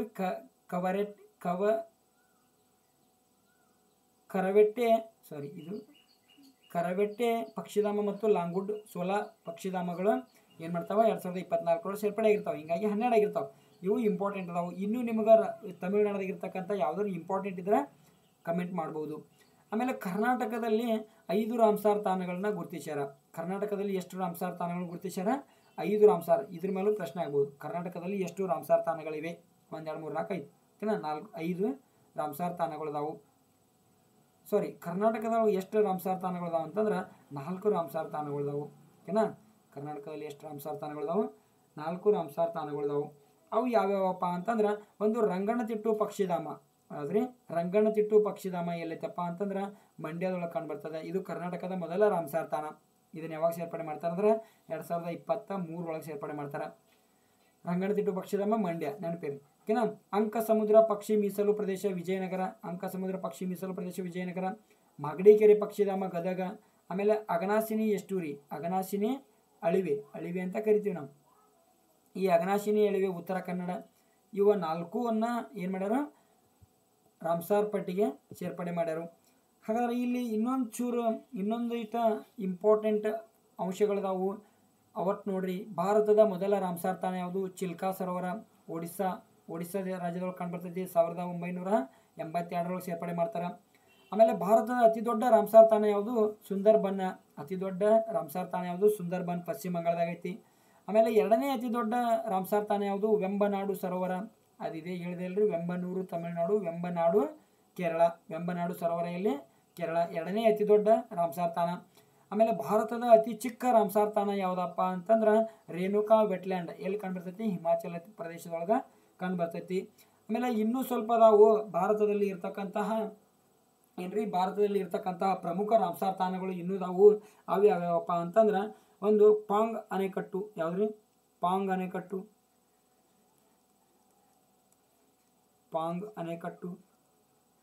ಪಾಂಗ್ ಅಣೆಕಟ್ಟು ಎಲ್ಲಿ ಕಂಡುಬರ್ತೈತೆ ಅಂದ್ರೆ HP ಅಂದ್ರೆ ಏನ್ರಿ? ಹಿಮಾಚಲ ಪ್ರದೇಶ. ಆಮೇಲೆ ಯಾವ್ದ್ರಿ? ಲೂನಾರ್ ಸರೋವರ. ಈ ಲೂನಾರ್ ಸರೋವರ ಎಲ್ಲಿ ಕಂಡುಬರ್ತೈತೆ ಅಂದ್ರೆ MH ಮಹಾರಾಷ್ಟ್ರ. ಆಮೇಲೆ ಶಿರ್ಪುರ ಜೌಗು ಪ್ರದೇಶ. ಈ ಶಿವಪುರ ಜೌಗು ಪ್ರದೇಶ ಎಲ್ಲಿ ಕಂಡುಬರ್ತೈತೆ ಅಂದ್ರೆ ಮಹಾರಾಷ್ಟ್ರ ಒಳಗೆ ಕಂಡುಬರ್ತೈತಿ. ಆಮೇಲೆ ಹರಿಕೆ ಜೌಗು ಪ್ರದೇಶ ಏನ್ರಿ? ಹರಿಕೆ ಜೌಗು ಪ್ರದೇಶ ಎಲ್ಲಿ ಕಂಡುಬರ್ತೈತಪ್ಪ ಅಂತಂದ್ರೆ ಪಂಜಾಬ್. ಹರಿಕೆ ಜೌಗು ಪ್ರದೇಶ ಎಲ್ಲಿ ಕಂಡುಬರ್ತೈತಿ? ಪಂಜಾಬ್ ಒಳಗೆ ಕಂಡುಬರ್ತೈತಿ. ಆಮೇಲೆ ಇನ್ನೊಂದು ಪ್ರದೇಶ ಯಾವುದಪ್ಪ ಅಂದ್ರೆ ಪಂಜಾಬ್ ಒಳಗೆ ಕಂಡುಬರೋದು ರೂಪಾರ್ ವೆಟ್ಲ್ಯಾಂಡ್ ಎಲ್ಲಿ ಕಂಡುಬರ್ತೈತಿ ಅಂದ್ರೆ ಪಂಜಾಬ್ ಒಳಗೆ ಕಂಡುಬರ್ತೈತಿ. ಆಮೇಲೆ ಸಾತ್ಕೋಶಿಯಾ ಗೋರ್ಗ ಒಡಿಸ್ಸಾ ಹೇಳಿದ್ದೀನಿ. ಆಮೇಲೆ ಲೋಕ್ಟಾಕ್ ಏನ್ರಿ? ಈ ಲೋಕ್ಟಾಕ್ ಎಲ್ಲಿ ಕಂಡುಬರ್ತೈತಿ ಅಂದ್ರೆ ಮಣಿಪುರ್ ಒಳಗೆ ಕಂಡುಬರ್ತೈತಿ. ತೇಲುವ ಸರೋವರ ಓಕೆನಾ, ಮಣಿಪುರ. ಆಮೇಲೆ ಸಾಂಬಾರ್ ಸರೋವರ. ಈ ಸಾಂಬಾರ್ ಸರೋವರ ಎಲ್ಲಿ ಕಂಡುಬರ್ತೈತಿ? ರಾಜಸ್ಥಾನದಾಗ ಕಂಡುಬರ್ತೈತಿ. ಒಂದು ಕಡೆ ನೋಟ್ ಮಾಡಿ ಇಟ್ಕೋರಿ, ಇಂಪಾರ್ಟೆಂಟ್ ಅದಾವು. ಆಮೇಲೆ ನಂದಾ ಸರೋವರ ಎಲ್ಲಿ ಕಂಡುಬರ್ತೈತಿ? ನಂದಾ ಸರೋವರ ಎಲ್ಲಿ? ಗೋವಾದೊಳಗೆ ಕಂಡುಬರ್ತೈತಿ. ನಂದಾ ಸರೋವರ ಗೋವಾದೊಳಗೆ ಕಂಡುಬರ್ತೈತಿ ಓಕೆನಾ. ನೆಕ್ಸ್ಟ್ ನೋಡ್ರಿ, ಶಾರ್ಟ್ ಕ್ವಶನ್ಸ್ ಏನ್ರಿ? Short questions. ಆನೆಗಣತಿಯಿಂದ ಸುದ್ದಿಯಲ್ಲಿರುವ ಸತ್ಯಮಂಗಲಂ ಹುಲಿ ಸಂರಕ್ಷಿತ ಪ್ರದೇಶ ಎಲ್ಲೈತಪ್ಪ ಅಂತಂದ್ರೆ ತಮಿಳುನಾಡೊಳಗೆ ಕಂಡುಬರ್ತೈತಿ. ಇಲ್ಲಿ ಸುಮಾರು 280 ಹುಲಿಗಳು ಕಂಡುಬರ್ತಾವ. ಈ ಸತ್ಯಮಂಗಲಂ ಹುಲಿ ಪ್ರದೇಶವನ್ನು ಏನು ಮಾಡ್ತಾರೆ? 2013ರಲ್ಲಿ ಹುಲಿ ಸಂರಕ್ಷಿತ ಪ್ರದೇಶ ಅಂತೇಳಿ ಘೋಷಣೆ ಮಾಡ್ತಾರೆ. ಏನ್ರಿ? ಆನೆಗಣತಿಯಿಂದ ಸುದ್ದಿಯಲ್ಲಿತ್ತು ಯಾವುದು? ಸತ್ಯಮಂಗಲಂ ಹುಲಿ ಸಂರಕ್ಷಿತ ಪ್ರದೇಶ ಎಲ್ಲೈತಿ ತಮಿಳುನಾಡದಾಗ ಕಂಡು ಬರ್ತೈತಿ. ಇಲ್ಲಿ 280ಕ್ಕೂ ಹೆಚ್ಚು ಹುಲಿಗಳಿದಾವು. ಆಮೇಲೆ ಇದನ್ನು 2013 ಒಳಗೆ ಏನು ಮಾಡ್ತಾರಂದ್ರೆ ಹುಲಿ ಸಂರಕ್ಷಿತ ಪ್ರದೇಶ ಅಂತೇಳಿ ಘೋಷಣೆ ಮಾಡ್ತಾರೆ. ಇನ್ನು 2024ರ ಹಿಂದಿ ಸಾಹಿತ್ಯ ಭಾರತಿ ಪ್ರಶಸ್ತಿಯನ್ನು ಕೃಷ್ಣ ಪ್ರಕಾಶ್ ಅವರಿಗೆ ನೀಡ್ಯಾರು. ಇದನ್ನು ಯಾವ ಕಾರ್ಯಕ್ರಮದಾಗ ಕೊಡ್ತಾರಂದ್ರೆ ಮುಂಬೈನ ಸಬ್ ಮೇ ರಾಮ್ ಶಾಶ್ವತ್ ಶ್ರೀರಾಮ್ ಕಾರ್ಯಕ್ರಮದೊಳಗೆ ನೀಡ್ತಾರೆ ಅಂತಕ್ಕಂಥದ್ದು ಗೊತ್ತಿರಲಿ. ಆಮೇಲೆ 2024ರ ಹಳ್ಳಿಕೆರೆ ಗುದ್ಲಪ್ಪ ಪ್ರಶಸ್ತಿಯನ್ನು ಯಾರಿಗೆ ಕೊಡ್ತಾರಂದ್ರೆ ಸಿದ್ಧಲಿಂಗ ಪಟ್ಟಣ ಶೆಟ್ಟಿ ಅವರಿಗೆ ಕೊಡ್ತಾರೆ. ಸಿದ್ಧಲಿಂಗ ಪಟ್ಟಣ ಶೆಟ್ಟಿ ಒಬ್ಬರು ಕವಿ, ನೆನಪಿರಿ. ನೆಕ್ಸ್ಟ್ ನೋಡ್ರಿ, 21ನೇ ಆವೃತ್ತಿಯ ಏಷ್ಯಾ ಪೆಸಿಫಿಕ್ ಪ್ರೀಮಿಯರ್ ಸಂರಕ್ಷಣಾ ಸಭೆ ಎಲ್ಲಿ ನಡೀತಪ್ಪ ಅಂತಂದ್ರೆ ಸಿಂಗಾಪುರದೊಳಗೆ ನಡೀತು ಅಂತಕ್ಕಂಥದ್ದು ಗೊತ್ತಿರಲಿ. ಆಮೇಲೆ ಇತ್ತೀಚೆಗೆ ಕೇದಾರ್ ಜಾಧವ್ ಅವರು ರಾಷ್ಟ್ರೀಯ ಮತ್ತು ಅಂತಾರಾಷ್ಟ್ರೀಯ ಕ್ರಿಕೆಟ್ಗೆ ಏನು ಮಾಡ್ತಾರೋ ವಿದಾಯವನ್ನು ಘೋಷಿಸಿದರು. ಆಮೇಲೆ ಟಾಜೂರಿಯಾ ಸಿಪ್ಪಸ್ ಎಂದು ಕರೆಯಲಾಗುವ ನವಿಲು ರಾಯಲ್ ಚಿಟ್ಟೆ ಮೊದಲ ಬಾರಿಗೆ ಎಲ್ಲಿ ಕಾಣ್ಬರ್ತಂದ್ರೆ ಪೆಂಚ್ ಹುಲಿ ಸಂರಕ್ಷಣಾ ಪ್ರದೇಶದಲ್ಲಿ ಕಾಣ್ಬತ್ತು. ಈ ಪೆಂಚ್ ಹುಲಿ ಸಂರಕ್ಷಣಾ ಪ್ರದೇಶ ಎಲ್ಲಿ ಕಾಣ್ಬರ್ತೈತೆ ಅಂದ್ರೆ ಮಹಾರಾಷ್ಟ್ರ ಒಳಗೆ ಕಾಣ್ಬರ್ತೈತಿ. ಇಲ್ಲಿ ಕೇದಾರ್ ಜಾಧವ್ ವಿದಾಯ ಘೋಷಿಸ್ಯಾರು. ಆಮೇಲೆ ದಿನೇಶ್ ಕಾರ್ತಿಕ್ ಅವರು ವಿದಾಯ ಘೋಷಿಸ್ಯಾರು, ನೆನಪಿರಲಿ. ಯಾರಿ? ದಿನೇಶ್ ಕಾರ್ತಿಕ್ ಅವರು ಕ್ರಿಕೆಟ್ಗೆ ವಿದಾಯವನ್ನು ಘೋಷಿಸಿದರು. ಆಮೇಲೆ ಇತ್ತೀಚೆಗೆ ಸುನಿಲ್ ಚೇಟ್ರಿ ಅವರು ತಮ್ಮ ಫುಟ್ಬಾಲ್ ಕ್ರೀಡೆಗೆ ಏನು ಮಾಡ್ಯಾರು? ನಿವೃತ್ತಿಯನ್ನು ಘೋಷಣೆ ಮಾಡ್ಯಾರು. ಅದು ಹೇಳೋಣ, ಓಕೆನಾ? ಇಲ್ಲಿ ನೋಡಿ.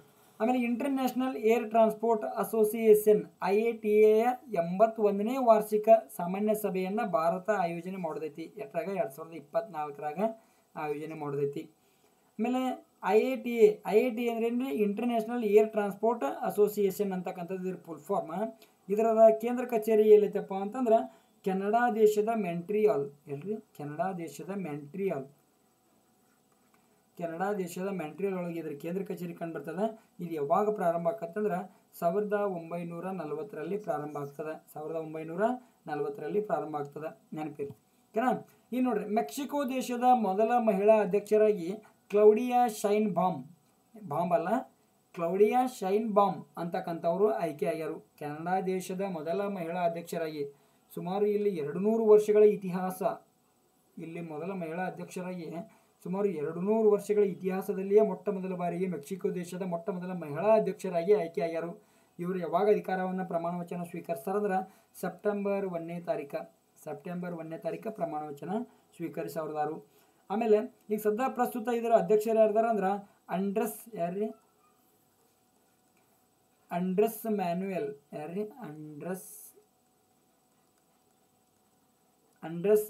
ಲೊಪೆಜ್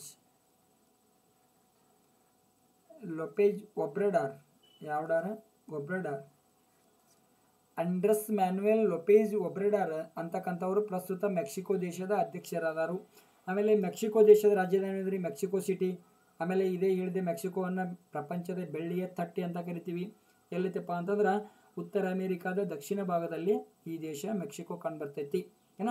ಇತ್ತೀಚೆಗೆ ಸುನಿಲ್ ಚೇಟ್ರಿ ತಮ್ಮ ಫುಟ್ಬಾಲ್ ವೃತ್ತಿ ಜೀವನಕ್ಕೆ ಏನು ಮಾಡಿದರು? ವಿದಾಯವನ್ನು ಘೋಷಿಸಿದರು ಅಂತಕ್ಕಂಥದ್ದು ನಮ್ಗೆ ಗೊತ್ತಿರಬೇಕು, ಓಕೆನಾ? ಓಕೆ ಫ್ರೆಂಡ್ಸ್, ಇಲ್ಲಿವರೆಗೂ ತರಗತಿಯನ್ನು ವೀಕ್ಷಣೆ ಮಾಡಿದ್ದಕ್ಕಾಗಿ ತಮಗೆ ಧನ್ಯವಾದಗಳು.